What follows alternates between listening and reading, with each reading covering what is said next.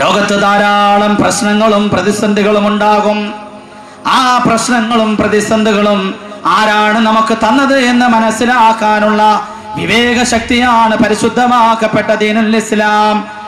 ഈ പ്രതിസന്ധിക്കുള്ള പരിഹാരമായി ലോകത്തോട് വിളിച്ചു പറയുന്നത് പരിശുദ്ധമാക്കപ്പെട്ട ഖുർആനിൽ അല്ലാഹു പ്രശ്നങ്ങളും പ്രതിസന്ധികളും ഉണ്ടാകുമ്പോൾ തരണം ചെയ്യേണ്ടത് എങ്ങനെയാണെന്ന് എന്നെയും നിങ്ങളെയും ഉണർത്തുകയാണ്. തബാറകല്ലദീ ബിയദിഹിൽ മുൽക് വഹുവ അലാ കുല്ലി ഷൈഇൻ ഖദീർ അല്ലദീ ഖലഖൽ മൗത് വൽ ഹയാത് ലിയബ്ലുവകും അയ്യുക്കും അഹ്സനു അമലാ വഹുവൽ അസീസുൽ ഗഫൂർ. പ്രശ്നങ്ങളും പ്രതിസന്ധികളും ഉണ്ടാകുമ്പോൾ അത് ആരാണ് തന്നത്? അതിനെ നിയന്ത്രിക്കുവാൻ, അതിൽ നിന്നും പിടിച്ചു നിൽക്കാൻ ആർക്കാണ് കഴിയുക? പരിശുദ്ധമാക്കപ്പെട്ട ഖുർആനിൽ അല്ലാഹു ലോകത്തെ മുഴുവൻ മനുഷ്യരെയും വിളിച്ചുകൊണ്ട് പറയുകയാണ്, അല്ലദീ ഖലഖൽ മൗത് വൽ ഹയാത്ത്. ജീവിതവും മരണവും ഞാനാണ് നിങ്ങൾക്ക് നിശ്ചയിച്ചു തന്നത്. ഞാനാണ് ജീവിതത്തിൽ പ്രശ്നങ്ങളും പ്രതിസന്ധികളും തന്നത്, ബുദ്ധിമുട്ടുകളും ഇടങ്ങേറുകളും തന്നത്. രോഗവും സുഖവും ഞാനാണ് നൽകിയത്. എന്തിനാണ് ഈ ബുദ്ധിമുട്ടുകളും പ്രശ്നങ്ങളും പ്രതിസന്ധികളും മനുഷ്യന്റെ ജീവിതത്തിൽ അല്ലാഹു നൽകിയതെന്നറിയുമോ? അയ്യുക്കും അഹ്സനു അമലാ. ഈ പ്രശ്നവും പ്രതിസന്ധികളും ഒക്കെ ഉണ്ടാകുമ്പോൾ നിങ്ങളിൽ ആരാണ് അതിനെ സഹിച്ച് ക്ഷമിച്ച് അതിനെ തരണം ചെയ്ത് ക്ഷമയോടുകൂടി ജീവിക്കുന്നവർ, നല്ലത് പ്രവർത്തിക്കുന്നവർ ആരെന്നറിയാൻ വേണ്ടിയാണ് ജീവിതവും മരണവും നിങ്ങൾക്ക് ഞാൻ നൽകിയതെന്ന് പരിശുദ്ധമാക്കപ്പെട്ട ഖുർആൻ ലോകത്തോട് പ്രഖ്യാപിക്കുകയാണ്. പ്രശ്നങ്ങളും പ്രതിസന്ധികളും മനുഷ്യന്റെ കൂടപ്പിറപ്പാണ് സഹോദരങ്ങളെ. ആ കൂടപ്പിറപ്പുകളെ തരണം ചെയ്യാൻ കഴിയുക എന്നത് ഒരു മനുഷ്യന്റെ ജീവിതത്തിലെ നിർണായകമായ വിജയത്തിന് കാരണമാണ്. പരിശുദ്ധമാക്കപ്പെട്ട ഖുർആനിൽ മറ്റൊരായത്തിലൂടെ അല്ലാഹു പറയുന്നു, വലനബലുവന്നകും ബിശൈഇൻ മിനൽ ഖൗഫി വൽ ജൂഇ വനക്സിൻ മിനൽ അംവാൽ വൽ അൻഫുസി വസ്സമറാത്ത് വബശ്ശിരിസ് സാബിരീൻ. തീർച്ചയായും വലനബലുവന്നകും ബിശൈഇൻ മിനൽ ഖൗഫി വൽ ജൂഇ വനക്സിൻ മിനൽ അംവാലി വൽ അൻഫുസി വസ്സമറാത്ത്. തീർച്ചയായും നിങ്ങളെ നാം പരീക്ഷിക്കുക തന്നെ ചെയ്യും. പ്രശ്നങ്ങൾ കൊണ്ട്, പ്രതിസന്ധികൾ കൊണ്ട് നിങ്ങളെ ഓരോരുത്തരെയും ഞാൻ പരീക്ഷിക്കും. മിനൽ ഖൗഫ്, ഭയം കൊണ്ട് പരീക്ഷിക്കും. വല്ലാത്ത ഭയത്താൽ നിങ്ങളെ കിടുകിട വിറയ്ക്കുന്ന അവസ്ഥയിൽ നിങ്ങളെ ഞാൻ കൊണ്ടെത്തിക്കും. ആ ഭയത്തിന്റെ അവസ്ഥയിൽ പേടിച്ച് പതറിപ്പോകാതെ ആരാണ് സൃഷ്ടാവിന്റെ നിയമങ്ങളും അവന്റെ തൃപ്തിയും കണക്കാക്കുന്നതെന്ന് ഞാൻ നിങ്ങളെ ഭയം കൊണ്ട് പരീക്ഷിക്കും. വൽ ജൂഇ, അതിഭയാനകരമായ വിശപ്പ് കൊണ്ട് നിങ്ങളെ ഞാൻ പരീക്ഷിക്കും. വനക്സിൻ മിനൽ അംവാൽ, സാമ്പത്തികമായ പ്രതിസന്ധി നിങ്ങളിലേക്ക് ഞാൻ ഇട്ടു തന്നുകൊണ്ട് പരീക്ഷിക്കും. വൽ അൻഫുസ്, നിങ്ങളുമായി ഏറ്റവും അടുത്തവരുടെ ശാരീരികമായ നഷ്ടം കൊണ്ട് നിങ്ങളെ ഞാൻ പരീക്ഷിക്കും. വസ്സമറാത്ത്, ഫലവർഗങ്ങളെ നഷ്ടപ്പെടുത്തിക്കൊണ്ട് നിങ്ങളെ ഞാൻ പരീക്ഷിക്കും. നിങ്ങളിൽ ആരാണ് ക്ഷമിക്കുന്നവരെന്ന് അറിയാൻ വേണ്ടി അള്ളാഹു ഈ പരീക്ഷണങ്ങൾ നടത്തുമെന്ന് ഖുർആൻ വളരെ വ്യക്തമാക്കി തരികയാണ്. അള്ളാഹു ഒരു പടി കൂടുതലായി എടുത്ത് പറയുകയാണ്, വലനബലുവന്നകും ബിൽ ശർരി വൽ ഖൈർ. നന്മ കൊണ്ടും തിന്മ കൊണ്ടും നിങ്ങളെ നാം തീർച്ചയായും പരീക്ഷിക്കുന്നതാണ്.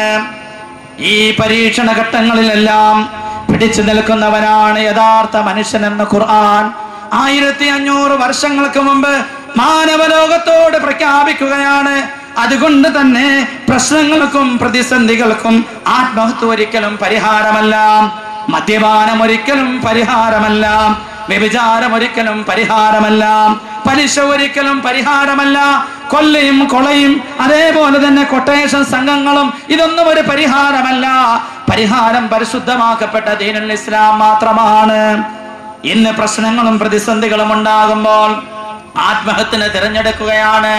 ആത്മഹത്യ ചെയ്താൽ പ്രശ്നവും പ്രതിസന്ധികളും തീരുമെന്ന് ജനങ്ങൾ മനസ്സിലാക്കിയിരിക്കുന്നു.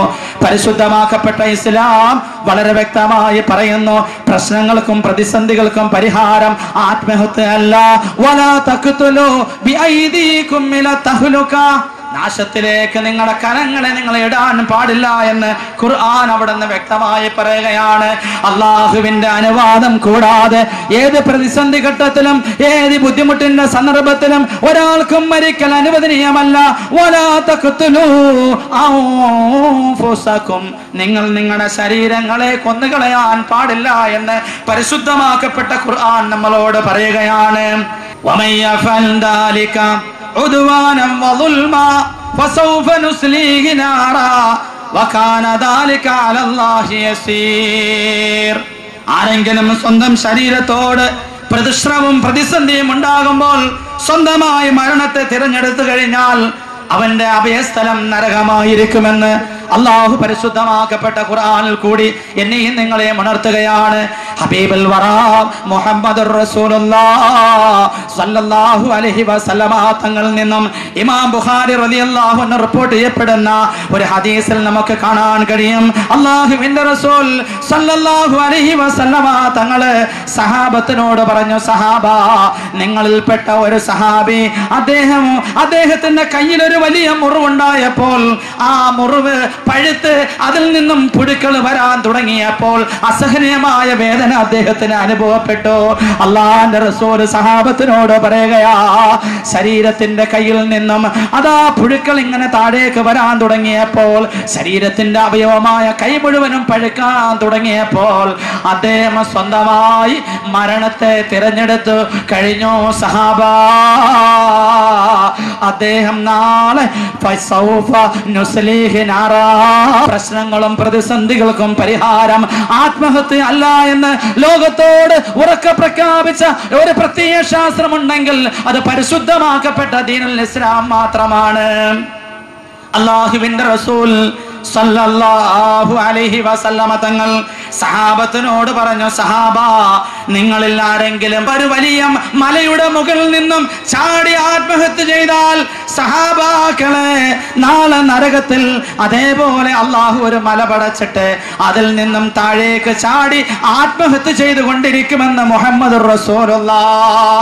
ആരെങ്കിലും ഒരു കെട്ടിടത്തിന്റെ മുകളിൽ നിന്നും പ്രശ്നവും പ്രതിസന്ധികളും തരണം ചെയ്യാൻ കഴിയാതെ എടുത്തു ചാടി ആത്മഹത്യ ചെയ്താൽ നാളെ ആഖിറത്തിൽ നരകത്തിൽ അതേപോലെയുള്ള ഒരു കെട്ടിടത്തിന്റെ മുകളിൽ നിന്നും ചാടി ആത്മഹത്യ ചെയ്തുകൊണ്ടിരിക്കുമെന്ന് അള്ളാഹുവിന്റെ റസൂൽ അവിടെ നിന്ന് നമ്മെ ഓർമ്മപ്പെടുത്തുകയുണ്ടായി. ആരെങ്കിലും വിഷം കഴിച്ച് മരിച്ചാൽ, ശരീരത്തില് മൂർച്ചയുള്ള വസ്തുക്കൾ കൊണ്ട് മുറിവേൽപ്പിച്ചുകൊണ്ട് നരമ്പ് മുറിച്ച് മരിച്ചാൽ അവൻ നാളെ പരലോകത്ത് അതേ അവസ്ഥയിൽ മരിച്ചുകൊണ്ടിരിക്കുമെന്ന് മുഹമ്മദുർ റസൂലുള്ളാഹി തങ്ങൾ അവിടെ നിന്ന് പഠിപ്പിക്കുകയുണ്ടായി. പ്രശ്നങ്ങളും പ്രതിസന്ധികളും ഉണ്ടാകുമ്പോൾ ആത്മഹത്യ തിരഞ്ഞെടുക്കല്ലേ. ഒരിക്കലും ആത്മഹത്യ കൊണ്ട് ഒരാൾക്ക് അവന്റെ പ്രശ്നങ്ങൾ പരിഹരിക്കാൻ കഴിയില്ല. അവന്റെ മരണശേഷമുള്ള ജീവിതത്തില് പ്രശ്നങ്ങൾ വീണ്ടും സങ്കീർണമാവുകയാണെന്ന് അള്ളാഹുവിന്റെ റസൂൽ അവിടെ നിന്ന് പഠിപ്പിക്കുകയാണ്. ഒരിക്കൽ ഇമാം ബുഖാരി റളിയല്ലാഹു അൻഹു റിപ്പോർട്ട് ചെയ്യപ്പെടുന്ന മറ്റൊരു ഹദീസിൽ കാണാൻ കഴിയും, അക്ബഹ് ജാൻ എന്ന സഹാബി വര്യൻ യുദ്ധത്തിന് പങ്കെടുത്ത് ധാരാളം ശത്രുക്കളെ കൊന്നതിന് ശേഷം അദ്ദേഹം രണാങ്കളത്തിൽ ധീരനായി മരിക്കുകയുണ്ടായി. ഒരു സഹാബി ബഹുമാനപ്പെട്ട സഹ്ൽ റളിയല്ലാഹു അൻഹു അല്ലാഹുവിന്റെ റസൂലിന്റെ അടുക്കൽ വന്നുകൊണ്ട് പറഞ്ഞു, യാ റസൂലല്ലാഹ്, അക്ബഹ് ജാൻ എന്ന സഹാബി രണാങ്കളത്തിൽ ധീരമായി മരിക്കുകയുണ്ടായല്ല നബിയേ. നാളെ അദ്ദേഹത്തോടൊപ്പം രക്തസാക്ഷികൾക്ക് സ്വർഗത്തിൽ പ്രവേശിക്കാൻ കഴിയുമോ നബിയേ? സഹൽ റളിയല്ലാഹു അൻഹുവിനോട് അള്ളാന്റെ റസൂല് ഒരു അല്പനേരം മൗനം വീക്ഷിച്ചുകൊണ്ട് പറഞ്ഞു, അല്ലയോ സഹലേ, അക്ബഹ് ജാൻ നാളെ നരകത്തിലാണ്, നാളെ നരകത്തിന്റെ അവകാശിയാണ്, എന്നെ കണ്ടവനാണ്, എന്നെ കൊണ്ട് വിശ്വസിച്ചവനാണ്. രണാങ്കളത്തിൽ അള്ളാഹുവിന്റെ തൃപ്തിക്ക് വേണ്ടി രണാങ്കളത്തിൽ ശത്രുക്കളോട് പോരാടിയവരാണ്. ഒരു രക്തസാക്ഷിയുടെ ശരീരത്തിൽ നിന്നും ആദ്യം ഈ ഭൂമിയിലേക്ക് വീഴുന്ന ഒരു തുള്ളി രക്തം കാരണം മനുഷ്യന്റെ ജീവിതത്തിലെ സർവ്വപാവങ്ങളും പൊറുക്കപ്പെടുമെന്ന് പറയുന്ന രക്തസാക്ഷിയായ രണാങ്കളത്തിൽ മരിച്ചു വീണ വ്യക്തിയാണ് അക്ബഹ് ബിൻ ജാൻ. പക്ഷേ ശത്രുവിന്റെ ഭാഗത്തു നിന്നും അദ്ദേഹത്തിന്റെ 2 കൈയും 2 കാലും മുറിക്കപ്പെട്ടു. അസഹനീയമായ വേദന കാരണം, സക്രാത്തിന്റെ അവസ്ഥയിലുള്ള അതിഭയാനകരമായ വേദന കാരണം അക്ബഹ് ബിൻ ജാൻ എന്ന് പറയുന്ന സഹാബി അദ്ദേഹത്തിന്റെ കയ്യിലിരുന്ന കുന്തം സ്വന്തം നെഞ്ചിലേക്ക് കുത്തി ഇറക്കുകയാണ്. സഹലേ, അക്ബഹ് ബിൻ ജാൻ മരണപ്പെട്ടത് ഫസൗഫ നുസ്ലിഹി നാറാ, നാളെ കത്തിക്കാളുന്ന നരകത്തിലാണ് അക്ബഹ് ബിൻ ജാൻ എന്ന സഹാബിയുടെ താമസം. സ്വന്തമായി പ്രശ്നത്തിലും പ്രതിസന്ധിയും ആ വേദന സഹിക്കാൻ, ആ വേദനയിലോടുകൂടി മരണം തന്നിലേക്ക് അള്ളാഹു നിശ്ചയിച്ച മരണം എത്തുന്നതിന് മുമ്പ് സ്വന്തമായി കയ്യിലിരുന്ന കുന്തം കൊണ്ട് നെഞ്ചത്ത് കുത്തി ആത്മഹത്യ ചെയ്ത കാരണത്താൽ ഫസൗഫ നുസ്ലിഹി നാറാ, നാളെ നരകത്തിലായിരിക്കുമെന്ന് അല്ലാഹുവിന്റെ റസൂല് സഹൽ റളിയല്ലാഹു അൻഹു പറഞ്ഞതായി ഇമാം ബുഖാരി റളിയല്ലാഹു അൻഹു റിപ്പോർട്ട് ചെയ്യപ്പെടുന്ന ഹദീസ് നമുക്ക് കാണാൻ കഴിയും. ഷഫീഉൽ വറാ മുഹമ്മദുർ റസൂലുള്ളാഹി തങ്ങൾ പറഞ്ഞു, ലാ യതമന്ന അഹദുകുമുൽ മൗത്ത്, നിങ്ങൾ നിന്നും ഒരാളും മരണത്തെ ആഗ്രഹിക്കാൻ പാടില്ല. മരിച്ചാൽ കൊള്ളാമായിരുന്നുവെന്ന് ആഗ്രഹിക്കരുത്. മുസ്ലിമായി മരിക്കാനുള്ള തൗഫീഖ് തരണേ എന്ന് ദുആ ചെയ്യാം. അല്ലാഹുവേ എനിക്ക് മരണം താ, എനിക്ക് മരണം താ എന്നൊരാളും ആഗ്രഹിക്കാൻ പാടില്ല എന്ന് അല്ലാഹുവിന്റെ റസൂൽ അവിടെ നിന്ന് പഠിപ്പിക്കുകയാണ്. നിങ്ങളിൽ നിന്നും ഒരാളും മരണത്തെ ആഗ്രഹിക്കരുത്.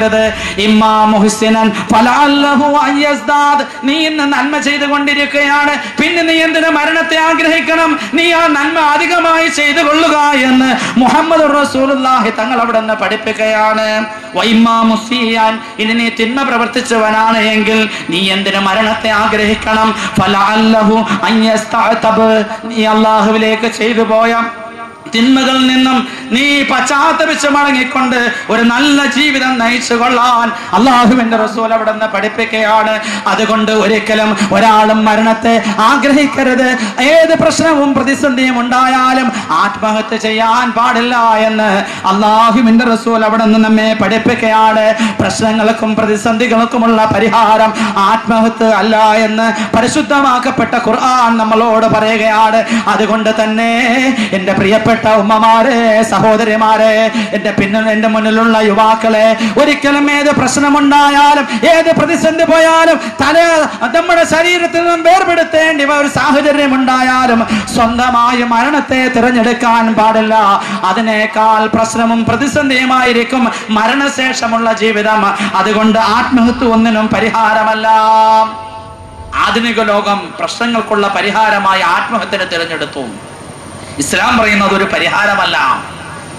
പിന്നെ ആധുനിക ലോകം പ്രശ്നങ്ങളും പ്രതിസന്ധികളും ഉണ്ടാകുമ്പോൾ അതിൽ നിന്നും രക്ഷപ്പെടാനുള്ള വഴിയായി കണ്ടെത്തിയത് എന്തായിരുന്നു? മദ്യം കുടിക്കുക. മദ്യം കുടിക്കുന്നതിലൂടെ പ്രശ്നങ്ങളും പ്രതിസന്ധികളും മാറുമെന്ന് ആധുനിക ലോകം മനസ്സിലാക്കി.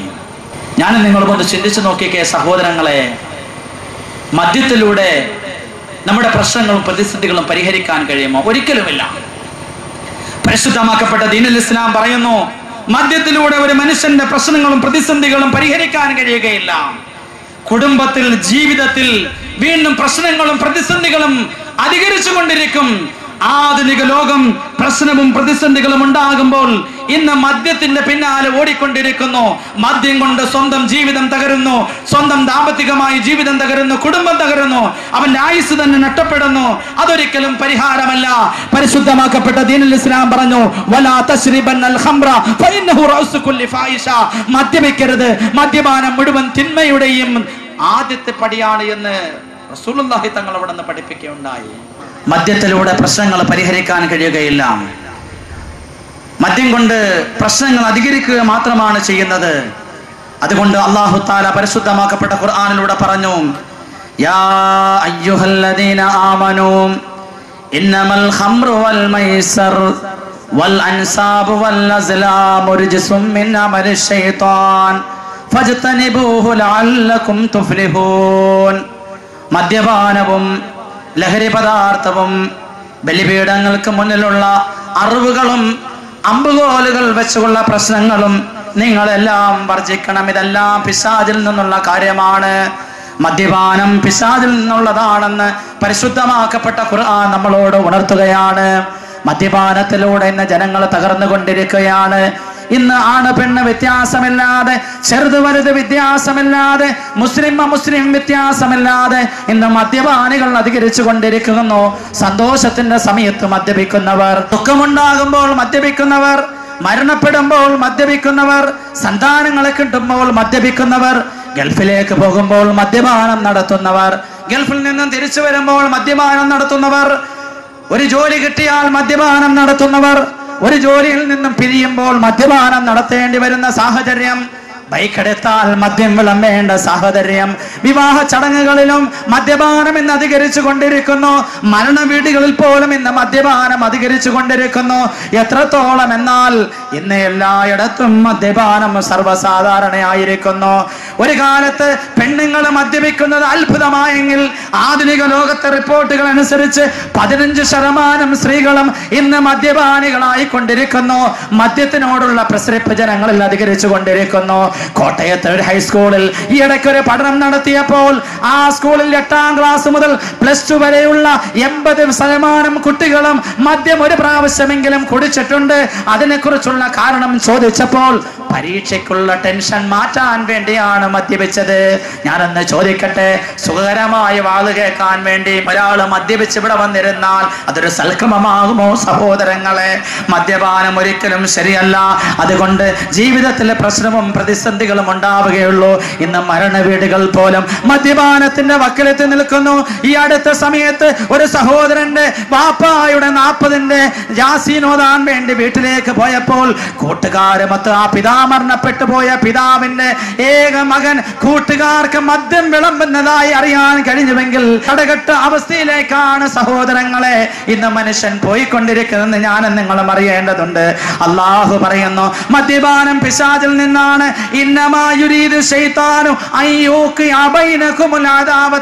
മദ്യപാനത്തിലൂടെ നിങ്ങളുടെ ഇടയിൽ ശത്രുതയാണ് പിശാച് ഉദ്ദേശിക്കുന്നത്.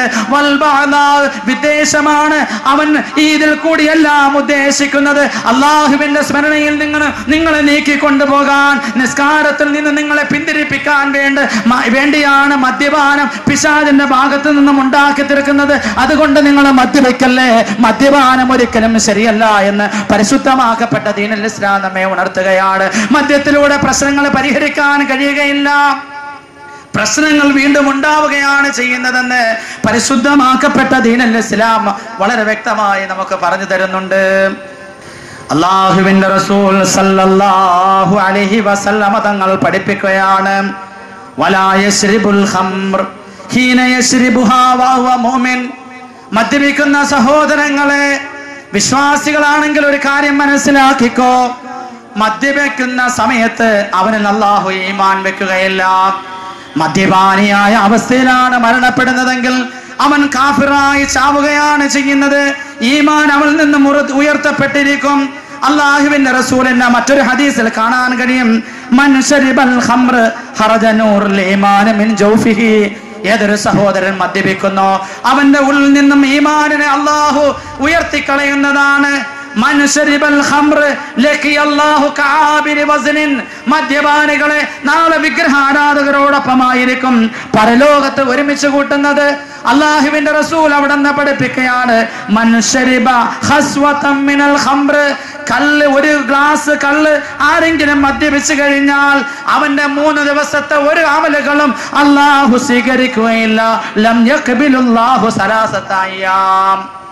ഹബീബായ നബി തങ്ങൾ പറയുന്നു, മൻ ശരിബ കഅസം മിനൽ ഖംറി, ആരെങ്കിലും കള്ളിന്റെ ഒരു ബോട്ടിൽ കുടിച്ചാൽ ലം യഖ്ബിലുല്ലാഹു സലാസ 40 യൗമ, 40 ദിവസത്തെ നിസ്കാരം അല്ലാഹു അവനിൽ നിന്നും സ്വീകരിക്കുകയില്ലെന്ന് ഹബീബുൽ വറ മുഹമ്മദ് റസൂലുള്ളാഹി തങ്ങൾ പഠിപ്പിക്കുകയാണ്.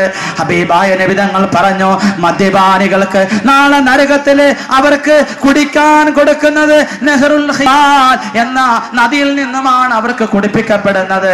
ഖീല യാ റസൂലല്ലാഹ്, അല്ലാഹുവിന്റെ റസൂലോട് ചോദിച്ചു, വമാ നഹ്റുൽ ഖിബാൽ സദീദു അഹ്ലിന്നാർ, നരകവാസികളുടെ ചീഞ്ചലമാണ് അവർക്ക് കുടിപ്പിക്കാൻ കൊടുക്കുന്നത്. അതുകൊണ്ട് പ്രശ്നങ്ങൾക്ക് പരിഹാരം മദ്യപാനമല്ല എന്ന് പരിശുദ്ധമാക്കപ്പെട്ട ദീനുൽ ഇസ്ലാം പ്രഖ്യാപിക്കുകയാണ്. പിന്നെ ശാരീരികമായ പ്രശ്നങ്ങൾക്കുള്ള പരിഹാരമായി ആധുനിക ലോകം കണ്ടത് വ്യഭിചാരമാണ്. വ്യഭിചാരം ശാരീരികമായ പ്രശ്നങ്ങൾക്കുള്ള പരിഹാരമല്ല. വ്യഭിചാരം വഴി ലോകത്ത് വിപത്തുകൾ ഉണ്ടാവുകയാണ്. അതിഭയാനകരമായ എയ്ഡ്സ് പോലെയുള്ള മാരകമായ രോഗങ്ങൾ അധികരിക്കുകയാണ്. പരിശുദ്ധമാക്കപ്പെട്ട ദീനുൽ ഇസ്ലാം പറയുന്നു, ഒരു മനുഷ്യന്റെ ശാരീരികമായ പ്രശ്നങ്ങൾക്കുള്ള പരിഹാരം ഒരിക്കലും വ്യഭിചാരമല്ല, സ്വവർഗരതിയുമല്ല എന്ന് പരിശുദ്ധമാക്കപ്പെട്ട ഇസ്ലാം ലോകത്തോട് പറയുകയുണ്ടായി. ലാ തഖ്റബു സിനാ ഫഇന്നഹു കാന ഫായിശ വസാ സബീല, വ്യഭിചാരത്തോട് നിങ്ങൾ അടുത്തു പോകരുത്, വ്യഭിചാരത്തിലേക്കുള്ള വഴി അത് ഏറ്റവും വൃത്തികെട്ട വഴിയാണെന്ന് ലോകത്തോട് പരിശുദ്ധമാക്കപ്പെട്ട ഖുർആൻ പ്രഖ്യാപിക്കുകയുണ്ടായി. ശാരീരികമായ പ്രശ്നങ്ങൾക്കുള്ള പരിഹാരം വ്യഭിചാരമല്ല, സ്വവർഗരതി അതിന്ന് ലോകത്ത് വ്യാപിച്ചു കൊണ്ടിരിക്കുന്നു. പെണ്ണും പെണ്ണുമായി വേഴ്ചയിൽ ഏർപ്പെടുമ്പോൾ, പുരുഷനും പുരുഷനുമായി വേഴ്ചയിൽ ഏർപ്പെടുമ്പോൾ അങ്ങനെ അവർ ദാമ്പത്തിക ജീവിതം നയിക്കുന്ന പോലെ അവർ കഴിയുന്നുവെങ്കിൽ അതൊരിക്കലും പ്രശ്നങ്ങൾക്കുള്ള പരിഹാരമല്ല എന്ന് പരിശുദ്ധമാക്കപ്പെട്ട ദീനുൽ ഇസ്ലാം അവിടെ നിന്ന് നമ്മെ പഠിപ്പിക്കുകയാണ്. ഒരിക്കൽ അല്ലാഹുവിന്റെ റസൂൽ നബി മുഹമ്മദ് മുസ്തഫ സല്ലല്ലാഹു അലൈഹി വസല്ലമ തങ്ങളുടെ അടുക്കലേക്ക് ഒരു അറാബി കടന്നു വന്നുകൊണ്ട് ഹബീബായ നബിയോട് ചോദിക്കുകയാണ്, മുഹമ്മദേ, വ്യഭിചാരം ഹലാലാക്കി തരാൻ അങ്ങേക്കൊണ്ട് സാധ്യമാകുമോ?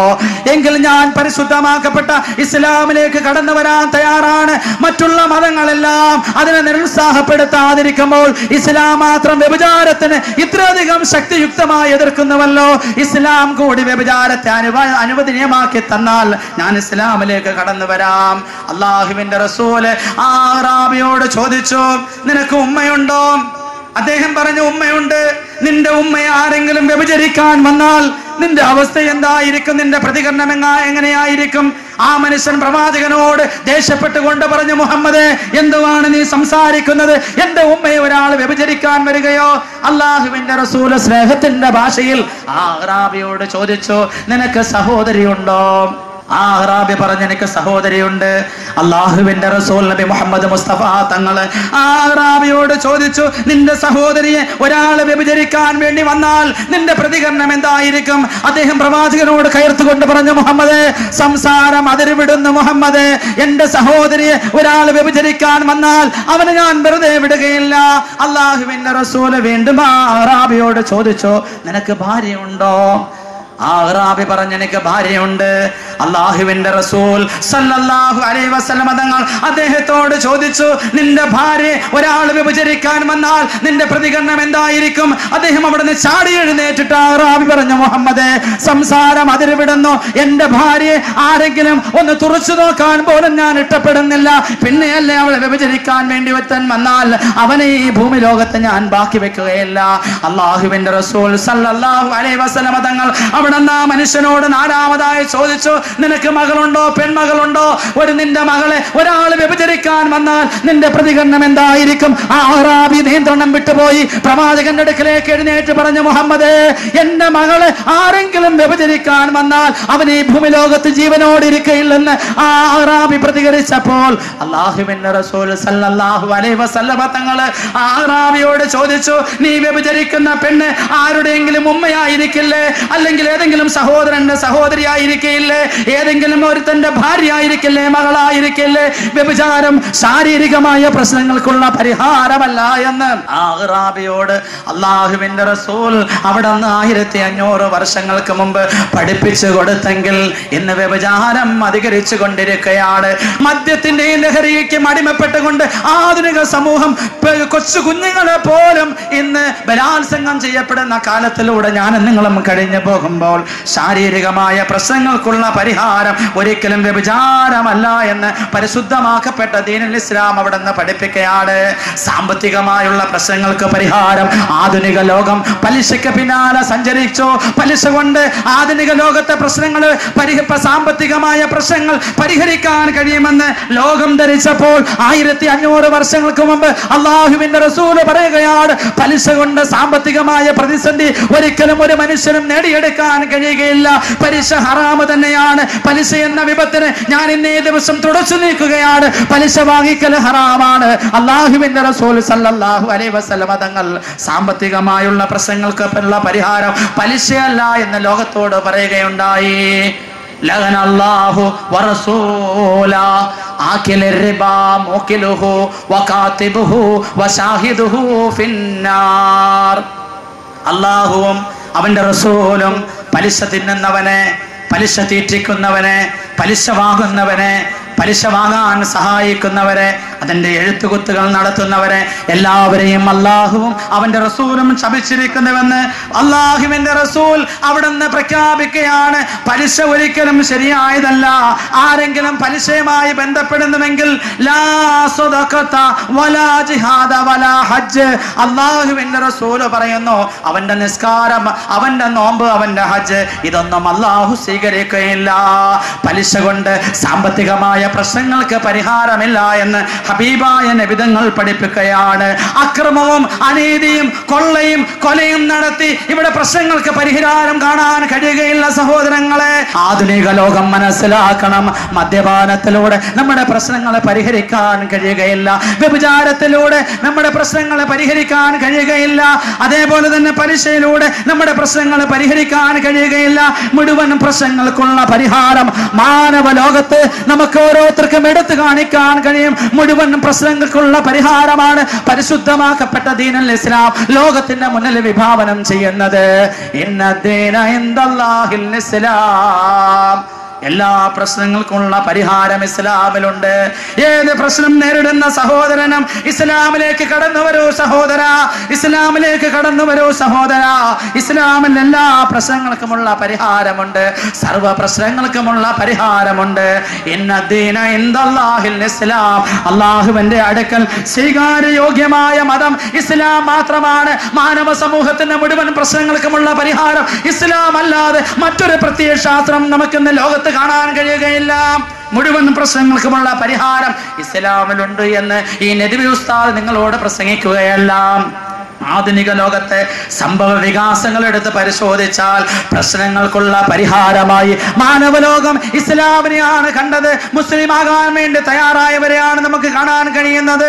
അല്ലാഹു തആല പരിശുദ്ധമാക്കപ്പെട്ട ഖുർആനിലൂടെ പറഞ്ഞില്ലേ, അൽ യൗമ അക്മൽതു ലക്കും ദീനക്കും വഅത്മംതു അലൈക്കും നിഅമതി വറളീതു ലക്കുമുൽ ഇസ്ലാമ ദീനാ. തൃപ്തിപ്പെട്ട മതമായി അല്ലാഹു ഇസ്ലാമിനെ നമുക്ക് നൽകിയിരിക്കുകയാണ്. മനുഷ്യർക്ക് മുഴുവനും ഉൾക്കൊള്ളാൻ കഴിയുന്ന രൂപത്തിലാണ് ഇസ്ലാമിനെ അള്ളാഹു സംവിധാനം ചെയ്ത് വെച്ചിരിക്കുന്നത്. ഇത് ചുമ്മാതെ ഞാനങ്ങ് പറയുകയല്ല. 2 മാസം മുമ്പ് നേപ്പാളിൽ 28 വയസ്സുള്ള പൂജ ലാമ എന്നൊരു പ്രശസ്തിയായ നടിയും ഗായകയും മോഡലുമായ ഒരു പെണ്ണ് ഇസ്ലാമിലേക്ക് കടന്നു വരികയുണ്ടായി. 28 വയസ്സ് മാത്രമേ ഉള്ളൂ. പൂജ ലാമ എന്ന അവരുടെ പേര്. 2 വിവാഹം കഴിച്ചു. ആ 2 ദാമ്പത്തിക ജീവിതത്തിലൂടെ വളരെയധികം പ്രശ്നങ്ങളും പ്രതിസന്ധികളും അനുഭവിക്കേണ്ടി വന്നിട്ട് ഗായകയും അതേപോലെ തന്നെ സിനിമാ നടിയുമായ ഈ പൂജ ലാമ എന്ന പെണ്ണ് പരിശുദ്ധമാക്കപ്പെട്ട ഇസ്ലാമിനെ കുറിച്ച് പഠിക്കുകയുണ്ടായി. ധാരാളം സമ്പത്തുണ്ട്. രാത്രി ക്ലബുകളിൽ ചെന്ന് യുവാക്കളുടെ ഹരമായി മാറിയ പൂജ ലാമ എന്ന 28 വയസ്സുകാരി അംന ഫാറൂഖി എന്ന പേര് സ്വീകരിച്ചുകൊണ്ട് പരിശുദ്ധമാക്കപ്പെട്ട ഇസ്ലാമിലേക്ക് കടന്നു വരികയുണ്ടായി. അവർ ലോകത്തോട് വിളിച്ചു പറഞ്ഞു, 2 വിവാഹം കഴിച്ച് ദാമ്പത്തികമായ ജീവിതത്തിൽ ധാരാളം പ്രശ്നവും പ്രതിസന്ധികളും എനിക്കുണ്ടായി തീർന്നു. കോടിക്കണക്കിന് രൂപ എന്റെ കയ്യിലുണ്ട്. രാത്രി കാലങ്ങളിൽ മദ്യപാനം നടത്തി ക്ലബുകളിൽ നൃത്തം ചവിട്ടി സുഖിച്ച് ജീവിച്ചവളാണ് എനിക്ക്. എന്റെ ജീവിതത്തിൽ ഈ 28 വയസ്സിനിടയിൽ എനിക്ക് സ്വസ്ഥത ഉണ്ടായിട്ടില്ല. ഞാൻ ഇസ്ലാമിനെ കുറിച്ച് പഠിച്ചു. അംന ഫാറൂഖി എന്ന പേര് സ്വീകരിച്ചുകൊണ്ട് പരിശുദ്ധമായ ഇസ്ലാമിലേക്ക് കടന്നു വന്നുകൊണ്ട് അവർ ലോകത്തോട് വിളിച്ചു പറഞ്ഞു, സർവ്വ പ്രശ്നങ്ങൾക്കുമുള്ള പരിഹാരം പരിശുദ്ധമാക്കപ്പെട്ട ദീനുൽ ഇസ്ലാം മാത്രമാണ് എന്ന് ദി ലൈറ്റ് ഓഫ് ദി ഇസ്ലാം എന്ന പുസ്തകത്തിലൂടെ പുതുവിശ്വാസിയായി കടന്നു വന്ന പൂജാലാമ എന്ന പെണ്ണ് ലോകത്തോട് വിളിച്ചു പറയുകയുണ്ടായി. ഇത് പൂജാലാമയുടെ മാത്രം സംഭവമല്ല സഹോദരങ്ങളെ. ഈ അടുത്ത സമയത്ത് വത്തിക്കാനിലെ പണ്ഡിതനും പുരോഹിതനുമായ ഡോക്ടർ പീറ്റർ ജോൺ പരിശുദ്ധമാക്കപ്പെട്ട ഇസ്ലാമിലേക്ക് കടന്നു വരികയുണ്ടായി. അദ്ദേഹം സാമ്പത്തികമായ പ്രതിസന്ധി ഉണ്ടായപ്പോൾ കോടിക്കണക്കിന് രൂപ തനിക്ക് സാമ്പത്തികമായ ഷെയർ മാർക്കറ്റിൽ നഷ്ടമുണ്ടായപ്പോൾ തനിക്കാകെ അസ്വസ്ഥനായിക്കൊണ്ട് അദ്ദേഹം തന്റെ നാട്ടിൽ നിന്നും സൗദി അറേബ്യയിലേക്ക് യാത്ര തിരിച്ചു. അവിടെയുള്ള ഒരു വലിയ ഹോട്ടലിൽ താമസിച്ചിട്ട് രാവിലെ നടക്കാൻ വേണ്ടി അദ്ദേഹം ഇറങ്ങി വരികയാണ്. ചെരുപ്പ് വൃത്തിയാക്കുന്ന ഒരു കുട്ടിയെ തന്റെ വലിയ ഹോട്ടലിന് മുന്നിൽ കാണാൻ കഴിഞ്ഞു. ആ കുട്ടിയെ സമീപിച്ചുകൊണ്ട് ചോദിച്ചു, ഹൗ ആർ യു? കുട്ടി ഉടനെ പറഞ്ഞു, അൽഹംദുലില്ലാഹ്. ഇത് കേട്ട വത്തിക്കാനിലെ പുരോഹിതനും പണ്ഡിതനുമായ ഡോക്ടർ പീറ്റർ ജോൺ എന്ന് പറയുന്ന ആൾ അത്ഭുതപ്പെട്ടുകൊണ്ട് അദ്ദേഹം കുട്ടിയോട് ചോദിച്ചു, ചെരുപ്പ് വൃത്തിയാക്കിക്കൊണ്ടിരിക്കുന്ന നിനക്ക് പോലും ഇത്ര വലിയ സന്തോഷമോ? ഇതെങ്ങനെയാണ് ഉണ്ടായത്? അദ്ദേഹം ഇസ്ലാമിനെ കുറിച്ച് പഠിക്കാൻ തുടങ്ങി. അവസാനം അദ്ദേഹം ഇസ്ലാമിനെ കുറിച്ച് പഠിച്ചുകൊണ്ട് ഇദ്രീസ് തൗഫീഖ് എന്ന പേര് സ്വീകരിച്ചുകൊണ്ട് ഇസ്ലാമിലേക്ക് കടന്നു വന്നുകൊണ്ട് ലോകത്തോട് വിളിച്ചു പറഞ്ഞു, സർവ്വ പ്രശ്നങ്ങൾക്കുമുള്ള പരിഹാരം ഇസ്ലാം മാത്രമാണ്. ഇസ്ലാമിൽ കൂടി മാത്രമേ പ്രശ്നങ്ങൾ പരിഹരിക്കാൻ കഴിയുകയുള്ളൂ. മൈക്കൽ ജാക്സൺ അദ്ദേഹം മുസ്ലിമായി ഇല്ല എന്ന് രണ്ടഭിപ്രായമുണ്ടെങ്കിലും അദ്ദേഹത്തിന്റെ സഹോദരൻ ജെർമൈൻ ജാക്സൺ ഈ അടുത്ത സമയത്ത് ബഹ്റൈനിൽ വെച്ച് മുസ്ലിം ആകുകയുണ്ടായി. ഇസ്ലാമിനെ കുറിച്ച് പഠിച്ചുകൊണ്ട് മാധവക്കുട്ടി ഇസ്ലാമിലേക്ക് കടന്നു വന്നതുപോലെ കമലാ സുറിയ എന്ന പേര് സ്വീകരിച്ചുകൊണ്ട് അള്ളാഹു അവരുടെ കബറിടം വെളിച്ചമാക്കി കൊടുക്കുമാറാകട്ടെ, പരിശുദ്ധമാക്കപ്പെട്ട ഇസ്ലാമിലേക്ക് കടന്നു വരികയുണ്ടായി. സ്വാമി അസിമാനന്ദയുടെ ഹൃദയത്തിന് ചലനമുണ്ടാക്കുന്ന രീതിയിൽ കലീം എന്ന സഹോദരൻ ഇന്ത്യയെ പിടിച്ചുകുലക്കിയ 170ഓളം പേരുടെ മരണത്തിന് ഇടയാക്കിയ ധാരാളം ബോംബ് സ്ഫോടനങ്ങൾ 2002 മുതൽ 2006 വരെ കേരളത്തിന്റെ ഇന്ത്യയുടെ വിവിധ ഭാഗങ്ങളിൽ ബോംബ് സ്ഫോടനങ്ങൾ നടത്തിയ സ്വാമി അസിമാനന്ദ എന്ന് പറയുന്ന ഒരു സഹോദരൻ, അദ്ദേഹം പരിശുദ്ധമാക്കപ്പെട്ട കലീമന്ത സഹോദരൻ, മുസ്ലിമായ ഒരു സഹോദരന്റെ ഇടപെടലുകൾ കാരണം, പ്രവർത്തനം കാരണം അദ്ദേഹം ലോകത്തോട് വിളിച്ചു പറയുകയുണ്ടായി, ഞാനാണ് ഈ ബോംബ് സ്ഫോടനങ്ങൾ നടത്തിയത്. ഈ രീതിയിൽ ഇസ്ലാമിനെ കുറിച്ച് മനസ്സിലാക്കി, ഇസ്ലാമിന്റെ തത്വാശയങ്ങൾ മനസ്സിലാക്കി ജനങ്ങൾ ഇസ്ലാമിലേക്ക് കടന്നു വന്നുകൊണ്ടിരിക്കുമ്പോൾ മുസ്ലിമീങ്ങളായ ഞാനും നിങ്ങളും പ്രശ്നങ്ങളും പ്രതിസന്ധികളിൽ നിന്നും തരണം ചെയ്യാൻ വേണ്ടി ഇന്ന് ഇസ്ലാമിന്റെ വെളിയിലേക്ക് പോയിക്കൊണ്ടിരിക്കുന്ന ഒരു കാലഘട്ടത്തിലൂടെയാണ് കടന്നു പോകുന്നത്. അതുകൊണ്ട് എൻ്റെ പ്രിയപ്പെട്ട സഹോദരങ്ങളെ, പൂർണ്ണമായി ഇസ്ലാമിലേക്ക് കടന്നു വരിക.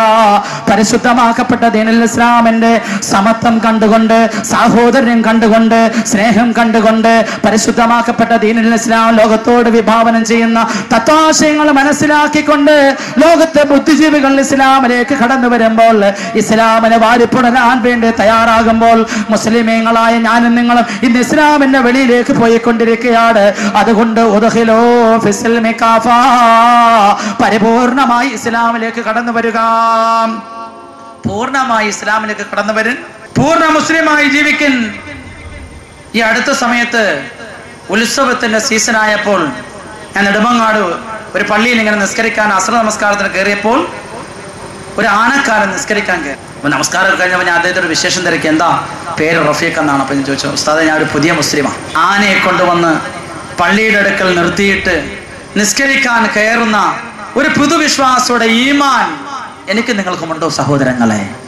എനിക്ക് നിങ്ങൾക്കും ഇന്ന് ഇത്ര ഈമാനില്ല. ഇസ്ലാമിലേക്ക് കടന്നു വരുന്നവര് അവർക്കുണ്ടാകുന്ന ഈമാൻ ജനിച്ചു വീണ അന്ന് മുതൽ മുസ്ലിമായി ജീവിക്കുന്ന എനിക്കും നിങ്ങൾക്കുമില്ല.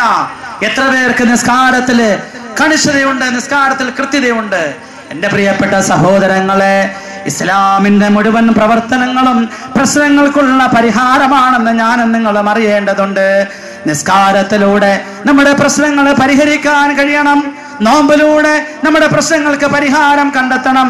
സകാത്തിലൂടെ, ഹജ്ജിലൂടെ, ഖുർആൻ പാരായണത്തിലൂടെ, ദിക്റിലൂടെ, സലാത്തിലൂടെ, സലാമിലൂടെ, സദഖയിലൂടെ അല്ലാഹു സുബ്ഹാനഹു വ തആല എത്രയധികം പ്രശ്നങ്ങൾക്കുള്ള പരിഹാരമാണ് വെച്ചിരിക്കുന്നതെന്ന് ഞാനും നിങ്ങളും അറിയേണ്ടതുണ്ട്. നിസ്കാരത്തിലൂടെ ഏതെല്ലാം പ്രശ്നങ്ങൾ പരിഹരിക്കാൻ കഴിയും? മുസ്ലിമായ സഹോദരങ്ങളെ, എൻ്റെ ഉമ്മ പെങ്ങന്മാരെ, നിസ്കാരത്തിലൂടെ ജീവിതത്തിലെ പ്രശ്നങ്ങൾ പരിഹരിക്കാൻ കഴിയുമെന്ന് മുഹമ്മദ് റസൂലുള്ളാഹി തങ്ങൾ അവിടെ നിന്ന് നമ്മെ പഠിപ്പിക്കുകയാണ്. അള്ളാഹുവിന്റെ റസൂൽ അവിടെ നിന്റെ മുഴുവൻ പ്രശ്നങ്ങളും അവിടെ നിന്ന് നിസ്കാരത്തിലൂടെയാണ് പരിഹരിച്ചിരുന്നത്. ഹബീബായ നബി തങ്ങൾ ബദറിന്റെ രണാങ്കളത്തിൽ 1000ഓളം വരുന്ന ശത്രുക്കളോട് 313 സഹാബാക്കൾ പോരിടേണ്ടി വന്ന ഇസ്ലാമിലെ ആദ്യത്തെ യുദ്ധമായ ഇസ്ലാമിക ചരിത്രത്തിന്റെ താളുകളിൽ ഇന്ന് നമുക്ക് ദർശിക്കാൻ കഴിയുന്ന ബദർ യുദ്ധത്തിന്റെ യുദ്ധത്തിന്റെ വേളയിൽ പോലും ഹബീബായ നബി തങ്ങളും സഹാബാക്കളും ആയുധമില്ലാതെ ആഹാരമില്ലാതെ ഉപരോധത്തിൽ ഏർപ്പെട്ട ആ സഹാബാക്കൾ എല്ലാവരും ഉറങ്ങി കിടക്കുമ്പോൾ ആകാശത്തേക്ക് കൈയുയർത്തി 2 റക്അത്ത് നമസ്കരിച്ചുകൊണ്ട് അല്ലാഹുവിന്റെ റസൂൽ പറഞ്ഞത്, അല്ലാഹ് ബദറിൽ ഞങ്ങളെ പരാജയപ്പെടുത്തല്ലേ, അല്ലാഹ് ബദറിൽ ഞങ്ങൾക്ക് ജയിക്കാനുള്ള ഭാഗ്യം തരണേ എന്ന് നിസ്കരിച്ചുകൊണ്ട് ബദറിലെ വിജയം ഉറപ്പാക്കിയ റസൂലിനെ നമുക്ക് കാണാൻ കഴിയും. സഹോദരങ്ങളെ, ആകാശത്ത് അതിഭയാനകരമായ കാറ്റടിച്ച് വീശിയാൽ, അതിഭയാനകരമായ മഴ വന്നാൽ ഹബീബായ നബി തങ്ങളുടെ ജീവിതത്തിൽ കാണാൻ കഴിയും. ഏതെങ്കിലും ഒരു ബുദ്ധിമുട്ടുകളോ വിപത്തോ വന്നാൽ അല്ലാഹുവും അവന്റെ ഹബീബായ റസൂലുള്ളാഹി തങ്ങളുടെ സഹാബാക്കളും ഓടി പള്ളിയിൽ ചെന്ന് നിസ്കരിച്ചിട്ട് അവരുടെ പ്രശ്നങ്ങൾക്ക് പരിഹാരം കണ്ടിട്ടില്ലായിരുന്നോ? ചരിത്രത്തിലേക്കൊന്ന് പോയി നോക്കൂ സഹോദരങ്ങളെ. ഒരിക്കൽ ഒരു സഹാബി ഇലാ ഹദറത്ത് റസൂലുള്ളാഹ് ഹബീബായ നബി തങ്ങളുടെ അടുക്കൽ വന്നിട്ട് പറഞ്ഞു, യാ റസൂലല്ലാഹ്, വീട്ടിലെ വല്ലാത്ത ദാരിദ്ര്യമാം, ദിവസങ്ങളായി ഞാനും എന്റെ ഭാര്യയും ഭക്ഷണം കഴിച്ചിട്ടില്ല നബിയേ, വല്ലാത്ത പട്ടിണിയിലാണ്. അല്ലാഹുവിന്റെ റസൂൽ ആ മിസ്കീനായ സഹാബിയെ നോക്കിക്കൊണ്ട് പറഞ്ഞു, ഒളിവെടുത്തിട്ട് നീ പള്ളിയിൽ പോയി 2 റക്അത്ത് നമസ്കരിക്ക്. ആ സഹാബി ഒളിവെടുത്തു, പള്ളിയിൽ പോയി 2 റക്അത്ത് നിസ്കരിച്ചു. നിസ്കാരം കഴിഞ്ഞ് നബിയുടെ അടുക്കൽ വന്നപ്പോൾ അല്ലാഹുവിന്റെ റസൂൽ ആ സഹാബിയോട് പറഞ്ഞു, വീട്ടിൽ പോയി നോക്ക്, നീ അരയ്ക്കുന്ന അരകല്ലിൽ നിനക്കുള്ള ഭക്ഷണം അല്ലാഹു തന്നിട്ടുണ്ടോ? ആ സഹാബി അവിടെ ചെന്ന് ഭാര്യയോട് ചോദിച്ചു, അരകല്ലിൽ അല്ലാഹു എന്തെങ്കിലും ഭക്ഷണം നൽകിയിട്ടുണ്ടോ? സഹാബിയോട് ഭാര്യ പറഞ്ഞു, ഒന്നും അരകല്ലിൽ നമുക്ക് ഭക്ഷണമായി കിട്ടിട്ടില്ല. മടങ്ങി വന്നു റസൂലുള്ളാഹിയെ സമീപിച്ചു, യാ റസൂലല്ലാഹ്, ഒന്നും തന്നെ വീട്ടിലില്ല. നബി തങ്ങൾ പറഞ്ഞു, ഒളിവെടുത്തിട്ട് വീണ്ടും 2 റക്അത്ത് നിസ്കരിക്കാൻ. നിസ്കാരം കഴിഞ്ഞ ആ സഹാബി വീട്ടിൽ പോയി അവിടെ ചെന്ന് നോക്കുമ്പോൾ അവർക്കുള്ള ഭക്ഷണം അവിടെ ഇല്ല. മൂന്നാമതും ഇലാ ഹദറത്ത് റസൂലുള്ളാഹ് ഹബീബായ നബിയുടെ അടുക്കൽ വന്നു. എന്നിട്ട് നബിയോട് പറഞ്ഞു, യാ റസൂലല്ലാഹ്, വീട്ടിൽ ഭക്ഷണമൊന്നും കിട്ടിയിട്ടില്ല. ആ സഹാബിയോട് നബി തങ്ങൾ പറഞ്ഞു, ഒളിവെടുത്തിട്ട് വീണ്ടും 2 റക്അത്ത് നിസ്കരിച്ച് നിസ്കാരം കഴിഞ്ഞ് അദ്ദേഹം തന്റെ വീട്ടിലേക്ക് ചെന്നപ്പോൾ അവിടുന്ന് ദിവസവും തന്റെ വീട്ടിലെ ആഹാരത്തിന് വേണ്ടി അദ്ദേഹം അരിയാട്ടിക്കൊണ്ടിരുന്ന കുഴവി ഇങ്ങനെ കറങ്ങിക്കൊണ്ടിരിക്കുന്നു. അതിൽ നിന്നും മാവിങ്ങനെ പുറത്തേക്ക് വന്നുകൊണ്ടിരിക്കുന്നു.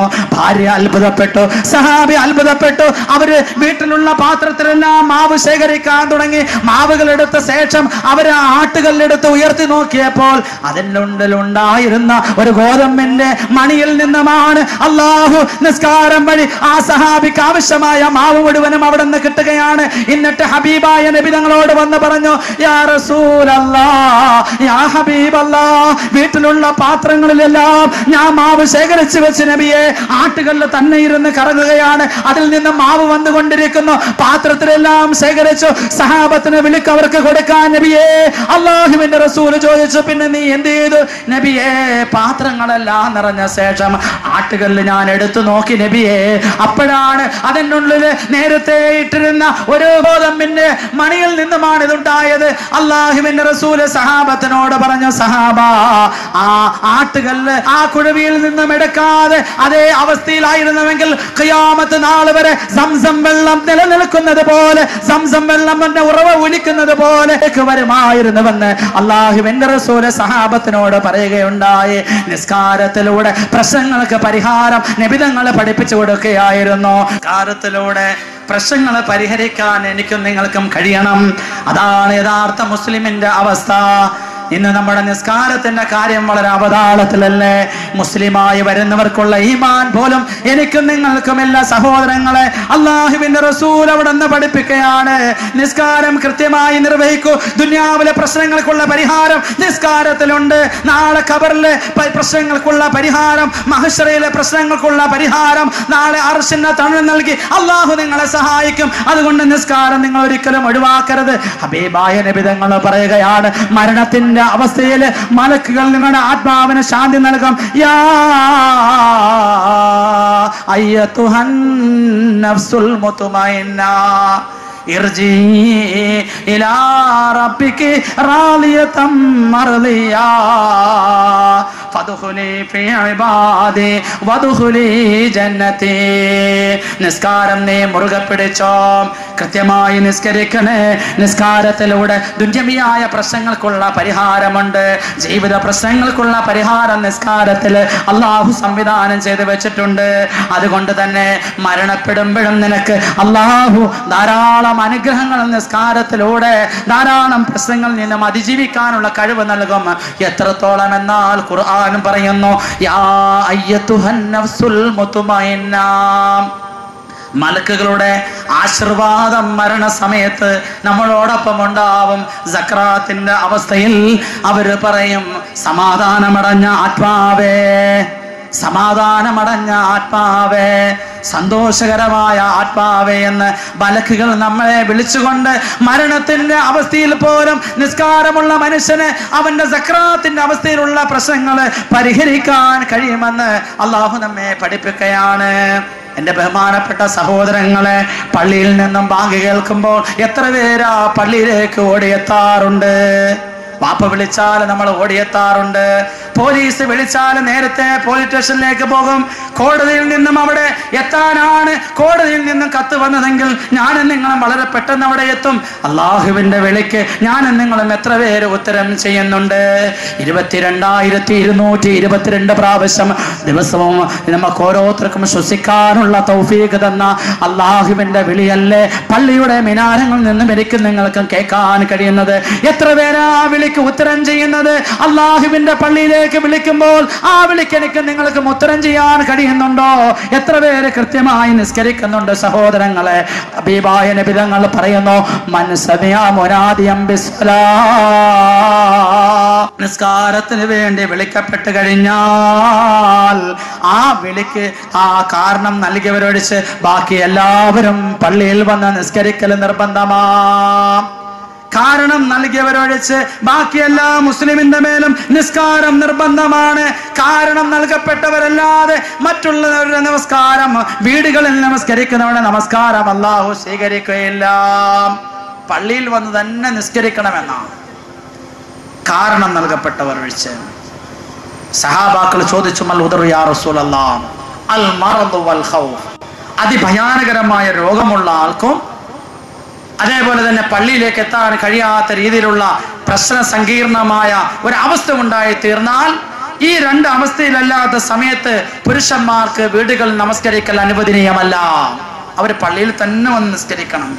കാഴ്ചയില്ലാത്തൊരു സഹാബി അള്ളാഹുവിന്റെ റസൂലിനോട് ചോദിച്ചു, ഫഖല്ലി റുഹ്സതു യാ റസൂലല്ലാഹ്, എനിക്ക് കണ്ണ് കാണാൻ കഴിയില്ല നബിയെ, ഞാൻ എൻ്റെ വീട്ടിൽ നിന്നും പള്ളിയിലേക്ക് നടന്നു വരുന്നതിൽ എനിക്ക് വല്ലാത്ത ബുദ്ധിമുട്ടുകളുണ്ട്, വഴിയിൽ എന്തെങ്കിലും അപകടങ്ങൾ എനിക്ക് വരാൻ സാധ്യതയുണ്ട്.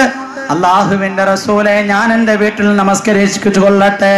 ഫഖല്ലി റുഹ്സതു യാ റസൂലല്ലാഹ്, നബി തങ്ങൾ പറഞ്ഞു, നിനക്ക് റുഹ്സയില്ല. നീ നിന്റെ വീട്ടിന്റെ ഒരു ഭാഗത്ത് ഒരു കയറ് വാങ്ങിച്ചിട്ട് അതെന്റെ തല കെട്ടണം, മറുഭാഗം പള്ളിയിൽ കെട്ടണം, എന്നിട്ട് അതിൽ കൂടി പിടിച്ചുകൊണ്ട് നീ പള്ളിയിൽ വന്ന് നിസ്കരിക്കണമെന്ന് കാഴ്ചയില്ലാത്ത സഹാബിയോട് നബി തങ്ങൾ പറയുകയാണ്. ഇബ്നു ഉമർ റളിയല്ലാഹു തആല അൻഹു ചോദിച്ചു, യാ റസൂലല്ലാഹ്, നിന്റെ വീട് വളരെ വിദൂരത്തിലാണ്, അവിടെ നിന്ന് നടന്ന് പള്ളിയിൽ വരുന്നതിൽ എനിക്ക് വല്ലാതെ ബുദ്ധിമുട്ടുകളുണ്ട്, അതുകൊണ്ട് നബിയെ ഞാൻ എൻ്റെ വീട്ടിൽ നമസ്കരിച്ചു കൊള്ളട്ടെ. അല്ലാഹുവിന്റെ റസൂൽ അവിടെ നിന്ന് ചോദിച്ചു, ഫഹൽ സമിഅ ഹയ്യ അലസ്സലാ? ഇബ്നു ഉമർ റളിയല്ലാഹു തആല അൻഹു ചോദിച്ചു, യാ റസൂലല്ലാഹ്, നിന്റെ വീട് വളരെ വിദൂരത്തിലാണ്, അവിടെ നിന്ന് നടന്ന് പള്ളിയിൽ വരുന്നതിൽ എനിക്ക് വല്ലാതെ ബുദ്ധിമുട്ടുകളുണ്ട്, അതുകൊണ്ട് നബിയെ ഞാൻ എൻ്റെ വീട്ടിൽ നമസ്കരിച്ചു കൊള്ളട്ടെ. അല്ലാഹുവിന്റെ റസൂൽ അവിടെ നിന്ന് ചോദിച്ചു, ഫഹൽ സമിഅ ഹയ്യ അലസ്സലാ? പള്ളിയിൽ നിന്നുള്ള ഭാഗം നിനക്ക് കേൾക്കാൻ കഴിയുമെങ്കിൽ നീ പള്ളിയിൽ തന്നെ വന്ന് നമസ്കരിക്കണം. അതുകൊണ്ട് തന്നെ നിസ്കാരത്തിലൂടെ സഹാബാക്കൾ അവരുടെ പ്രശ്നങ്ങൾ പരിഹരിച്ചതുപോലെ, പ്രവാചകൻ നബി മുഹമ്മദ് മുസ്തഫ തങ്ങൾ അവിടെ നിന്റെ പ്രശ്നങ്ങൾ പരിഹരിച്ചതുപോലെ, എന്റെ പ്രിയപ്പെട്ട സഹോദരങ്ങളെ, എനിക്കും നിങ്ങൾക്കും നമ്മുടെ പ്രശ്നങ്ങൾ പരിഹരിക്കാൻ കഴിയണം. ഹബീബായ നബിയുൽ വറ മുഹമ്മദ് റസൂലുള്ളാഹി തങ്ങൾ അവിടെ നിന്ന് പറയുകയാണ്, അള്ളാഹുവിന്റെ അടുക്കൽ ഇന്ന് വരെ ഹബീബായ നബി തങ്ങൾ അവിടെ നിന്ന് ഒരിക്കലും ഒരു മനുഷ്യനെതിരെ, ഒരു ജീവിക്കെതിരെ അവിടെ നിന്ന് ബദ്ദുആ ചെയ്തിട്ടില്ല, മോശമായി ദുആ ചെയ്തിട്ടില്ല. ഹബീബായ റസൂലുള്ളാഹി തങ്ങളെ ക്രൂരമായി പീഡിപ്പിക്കപ്പെട്ടപ്പോൾ അവിടെ നിന്റെ ശറഫാക്കപ്പെട്ട ശരീരത്ത് ചീഞ്ഞളിഞ്ഞ ഒട്ടകത്തിന്റെ കുടൽമാലികൾ വലിച്ചിട്ടപ്പോൾ, ലൈഫിൽ പോയ പ്രവാചകന്റെ ശരീരത്തിലേക്ക് കല്ലുകൾ വലിച്ചെറിഞ്ഞപ്പോൾ പറഞ്ഞപ്പോൾ അള്ളാഹുവിന്റെ റസൂൽ അവർക്കാർക്കുമെതിരെ ദുആ ചെയ്തില്ല. ശൈബ് അബീ താലിബിന്റെ മലയോരങ്ങളുടെ ഭാഗത്ത് ഹബീബായ നബി തങ്ങൾ 2 വർഷം പച്ച ഇലകളും ഉണക്ക ഇലകളും തിന്നുകൊണ്ട് കഴിയേണ്ടി വന്നപ്പോഴും അള്ളാഹുവിന്റെ റസൂൽ ഒരാൾക്കും എതിരായി ദുആ ചെയ്തിട്ടില്ല. പക്ഷേ റഹ്മത്തുൽ ലിൽ ആലമീനായ മുഹമ്മദ് റസൂലുള്ളാഹി തങ്ങളുടെ ഒരു ദിവസത്തെ അസ്ർ നമസ്കാരം അവിടുന്ന് കളായപ്പോൾ അള്ളാഹുവിന്റെ റസൂൽ വിങ്ങിപ്പൊട്ടിക്കരഞ്ഞുകൊണ്ട് വാനലോകത്തേക്ക് തമ്പുരാന്റെ ദർബാറിലേക്ക് കൈവർത്തിക്കൊണ്ട് പറഞ്ഞു, മനാല്ലാഹു ഖുബൂറഹും വബയൂതഹും നാറാ. അല്ലാഹുവേ, എന്റെ അസ്ർ നമസ്കാരം പാഴാക്കിയവരുടെ വീടുകളും ഖബറുകളും തീയാൽ നിറയ്ക്കണേ എന്ന് ഹബീബായ നബി തങ്ങൾക്ക് ഒരു നിസ്കാരം നഷ്ടപ്പെട്ടതിന്റെ പേരിൽ മാത്രം ഒരു സമൂഹത്തിനെതിരെ പ്രവാചകൻ അവിടുന്ന് മോശമായി ദുആ ചെയ്തിട്ടുണ്ടോ എന്ന് ചരിത്രത്തിൽ നമുക്ക് കാണാൻ കഴിയും. അത്ര ഗൗരവമുള്ള കാര്യമാണ് നിസ്കാരം. എന്റെ പ്രിയപ്പെട്ട സഹോദരങ്ങളെ, നിസ്കാരത്തിലൂടെ നമ്മുടെ പ്രശ്നങ്ങൾ പരിഹരിക്കാൻ കഴിയണം. പ്രശ്നത്തിലുള്ള പരിഹാരം നിസ്കാരത്തിൽ അല്ലാഹു വെച്ചിട്ടുണ്ട്. പരിശുദ്ധമാക്കപ്പെട്ട ഖുർആനിലെ എന്റെ ഉമ്മമാരെ, സഹോദരിമാരെ, എന്റെ പ്രിയപ്പെട്ട സഹോദരങ്ങളെ, പ്രശ്നങ്ങൾക്കുള്ള പരിഹാരമായിട്ടല്ലേ അല്ലാഹു അതിനെ ഭൂമി ലോകത്തിറക്കിയത്. ഫീഹി ശിഫാഉൽ ലിന്നാസ്. ഖുർആൻ മാനവ സമൂഹത്തിനുള്ള ശിഫ അല്ലാഹു അതിൽ വെച്ചിരിക്കുകയാണ്. ഖുർആനിലൂടെ പ്രശ്നങ്ങൾക്കുള്ള പരിഹാരം നമുക്ക് കണ്ടെത്താൻ കഴിയണം. ഹബീബായ നബി തങ്ങൾ അവിടുന്ന് പറഞ്ഞില്ലേ, എല്ലാ വസ്തുക്കൾക്കും ഹൃദയമുണ്ട്, എല്ലാ വസ്തുക്കൾക്കും ഹൃദയമുണ്ട്. പരിശുദ്ധമാക്കപ്പെട്ട ഖുർആന്റെ ഹൃദയം അത് യാസീനാണ്. യാസീൻ എന്ന സൂറത്ത് എന്റെ ഉമ്മത്തുകളുടെ ഹൃദയത്തിൽ ഉണ്ടായിരിക്കാൻ ഞാൻ ആഗ്രഹിക്കുന്നുവെന്ന് നബിയുൽ വറ മുഹമ്മദ് റസൂലുള്ളാഹി തങ്ങൾ അവിടുന്ന് പറയുകയുണ്ടായി. യാസീൻ ഓതിക്കോ, എല്ലാ പ്രശ്നങ്ങൾക്കുള്ള പരിഹാരമാ. ഹബീബായ നബി തങ്ങൾ പറഞ്ഞില്ലേ, ഇഖ്റഉ സൂറത യാസീൻ ഇന്ദ മൗതാകും. സക്കറാത്തിന്റെ അവസ്ഥയിൽ കിടക്കുന്ന സഹോദരന്റെ അടുക്കൽ സൂറത്ത് യാസീൻ ഓത്. സക്കറാത്തിന്റെ അവസ്ഥയിലുള്ള പ്രശ്നങ്ങൾ പരിഹരിക്കാൻ കഴിഞ്ഞു. വിശന്നവന് യാസീൻ ഓതിയാൽ വിശപ്പ് മാറും. അവന്റെ പ്രശ്നങ്ങൾ പരിഹരിക്കാൻ, അവന്റെ ബുദ്ധിമുട്ടുകൾ മാറിക്കിട്ടാൻ, ഖബറിലെ പ്രതിസന്ധികൾ മാറിക്കിട്ടാൻ യാസീൻ ഓതാൻ അത് ഖുർആൻ നമ്മളോട് പറയുകയല്ലേ. ഖുർആൻ പ്രശ്നങ്ങൾക്കുള്ള പരിഹാരമാണ് സഹോദരങ്ങളെ. ദാരിദ്ര്യമുണ്ടാവാതിരിക്കാൻ ഹബീബായ നബിയുൽ വറ മുഹമ്മദ് റസൂലുള്ളാഹി തങ്ങളെ പഠിപ്പിച്ചു. സൂറത്തുൽ വാഖിയ ദിവസവും ഓതിക്കോ. നിങ്ങളുടെ ജീവിതത്തിൽ ദാരിദ്ര്യം ഉണ്ടാവുകയില്ല, ദാരിദ്ര്യം നിങ്ങളിലേക്ക് വരികയില്ലെന്ന് മുഹമ്മദ് റസൂലുള്ളാഹി തങ്ങൾ സൂറത്തുൽ വാഖിയ ഓതാൻ നമ്മളോട് പറയുകയാണ്. ദാരിദ്ര്യത്തിനുള്ള പരിഹാരം വാഖിയ ഓതിക്കൊള്ളാൻ പറയുന്നു. അല്ലാഹുവിന്റെ റസൂൽ പറയുന്നു, ഖബറിലെ ജീവിതം സന്തോഷകരമാകാൻ സൂറത്തുൽ മുൽക്ക് തബാറകല്ലദീ ബിയദിഹിൽ മുൽക്ക് വഹുവ അലാ കുല്ലി ഷൈഇൻ ഖദീർ. നിരന്തരം നിങ്ങൾ ഓതിക്കൊണ്ടിരിക്കുക. ഖബറിൽ നിങ്ങൾക്കൊരു കൂട്ടുകാരനെ പോലെ, ഖബറിൽ നിങ്ങളുടെ സഹായിയായി സൂറത്തുൽ മുൽക്ക് ഉണ്ടായിരിക്കുമെന്ന് അല്ലാഹുവിന്റെ റസൂൽ അവിടുന്ന് പഠിപ്പിക്കുകയാണ്. ആയത്തുൽ കുർസി ധാരാളം ആവശ്യങ്ങൾക്കുള്ള പരിഹാരമല്ലേ. ആമന റസൂൽ ധാരാളം പ്രശ്നങ്ങൾക്കുള്ള പരിഹാരമല്ലേ. സൂറത്തുൽ കഹഫ് ധാരാളം പ്രശ്നങ്ങൾക്കുള്ള പരിഹാരമല്ലേ. വെള്ളിയാഴ്ച ഏറ്റവും കൂടുതൽ 3 പ്രാവശ്യമെങ്കിലും സൂറത്തുൽ കഹഫ് ഓതണമെന്ന് അല്ലാഹുവിന്റെ റസൂൽ പഠിപ്പിച്ചു. നരകത്തിൽ നിന്നുള്ള മോചനം അത് കാരണം ഉണ്ടായിത്തീരുന്നതാണ്. നിങ്ങളുടെയും അത്തീഖിന് മക്കയുടെയും ഇടയിൽ പ്രകാശമായി മാറുന്നതാണ്. മാത്രമല്ല, ബഹുമാനപ്പെട്ട ഇമാം ഗസാലി റളിയല്ലാഹു അൻഹു പറയുന്നു, സ്ഥിരമായി സൂറത്തുൽ കഹഫ് ഓതുന്ന ഒരു മനുഷ്യനെ സംബന്ധിച്ചിടത്തോളം അവന് മൂലക്കുരുവിന്റെ അസുഖം ഉണ്ടാവുകയില്ല, ഹാർട്ടിന്റെ രോഗങ്ങൾ ഉണ്ടാവുകയില്ല, വെള്ളപ്പാണ്ടും കുഷ്ഠരോഗവും ഉണ്ടാവുകയില്ലെന്ന് ഇമാം അബൂ ഹാമിദുൽ ഗസാലി റളിയല്ലാഹു അൻഹു സൂറത്തുൽ കഹഫിലൂടെ രോഗങ്ങൾക്കുള്ള പരിഹാരം നിശ്ചയിച്ചു തരികയുണ്ടായി. എത്രത്തോളം എന്നാൽ ഞാനും നിങ്ങളും ധരിക്കുന്ന വസ്ത്രത്തിൽ പോലും പരിശുദ്ധമാക്കപ്പെട്ട ദീനുൽ ഇസ്ലാം പ്രശ്നങ്ങൾക്കുള്ള പരിഹാരം വെച്ചിട്ടുണ്ട്. അല്ലാഹുവിന്റെ റസൂൽ സല്ലല്ലാഹു അലൈഹി വസല്ലം ഹബീബായ നബി തങ്ങൾ പറയുകയാണ്, ശനിയാഴ്ച ദിവസം പുതിയ വസ്ത്രങ്ങൾ ധരിക്കാൻ പാടില്ല. പ്രശ്നങ്ങൾക്കുള്ള പരിഹാരമാണ് ഇസ്ലാം. അല്ലാഹുവിന്റെ റസൂൽ പറയുന്നു, വസ്ത്രം ധരിക്കുന്നതിലൂടെ ധാരാളം പ്രശ്നങ്ങൾ നിങ്ങൾക്ക് പരിഹരിക്കാൻ കഴിയും. ശനിയാഴ്ച ദിവസം നിങ്ങൾ പുതിയ വസ്ത്രം ധരിക്കരുത്. പുതിയ വസ്ത്രം ശനിയാഴ്ച ദിവസം ധരിക്കുകയാണെങ്കിൽ നിങ്ങൾക്ക് പല രോഗങ്ങളും ഉണ്ടാകാൻ സാധ്യതയുണ്ട്. പല അസുഖങ്ങളും ഉണ്ടാകും. ചൊവ്വാഴ്ച ദിവസം പുതിയ വസ്ത്രങ്ങൾ വാങ്ങാനോ ധരിക്കാനോ പാടില്ല. ഹബീബായ നബി തങ്ങൾ പഠിപ്പിക്കുകയാണ്, ആരെങ്കിലും ചൊവ്വാഴ്ച ദിവസം പുതിയ വസ്ത്രങ്ങൾ ധരിക്കുന്നുവെങ്കിൽ അത് തേപ്പ് വെട്ടി പിടിച്ചെടുക്കാൻ സാധ്യതയുണ്ട്. തേക്കാൻ നേരം കരിഞ്ഞു പോകുന്ന, തീ തിന്നാൻ സാധ്യതയുണ്ട്, ആരെങ്കിലും എടുത്തുകൊണ്ട് പോകാൻ സാധ്യതയുണ്ട്. ആ വസ്ത്രം ധരിക്കുമ്പോൾ വല്ലാത്ത ഹമ്മ, വല്ലാത്ത മൂകത നിന്നിലുണ്ടായി തീരുമെന്ന് ഹബീബായ നബി തങ്ങൾ വസ്ത്രത്തിലൂടെ മനുഷ്യന്റെ പ്രശ്നങ്ങൾക്കുള്ള പരിഹാരം നിശ്ചയിച്ചു തരികയാണ്. അള്ളാഹുവിന്റെ റസൂൽ അവിടെ നിന്ന് പറയുകയാണ്, ഏറ്റവും നല്ലത് തിങ്കളാഴ്ച ദിവസം പുതിയ വസ്ത്രങ്ങൾ ധരിച്ചു കൊള്ളുക, അതിൽ കൂടി നിങ്ങൾക്ക് ഐശ്വര്യം ഉണ്ടായിത്തീരും. ഹബീബായ നബി തങ്ങൾ പറയുകയാണ്, ബുധനാഴ്ച ദിവസം പുതിയ വസ്ത്രങ്ങൾ നിങ്ങൾ ധരിച്ചു കൊള്ളുക സഹോദരങ്ങളെ. അത് കാരണം മറ്റുള്ളവരെ നിങ്ങൾക്ക് വസ്ത്രം തരാം. ഗൾഫിൽ നിന്നും പലരും വരുമ്പോൾ വസ്ത്രം കിട്ടാൻ സാധ്യതയുണ്ട്. വസ്ത്രം നിങ്ങൾക്ക് പുതിയ വസ്ത്രങ്ങൾ കിട്ടുന്നതാണ്.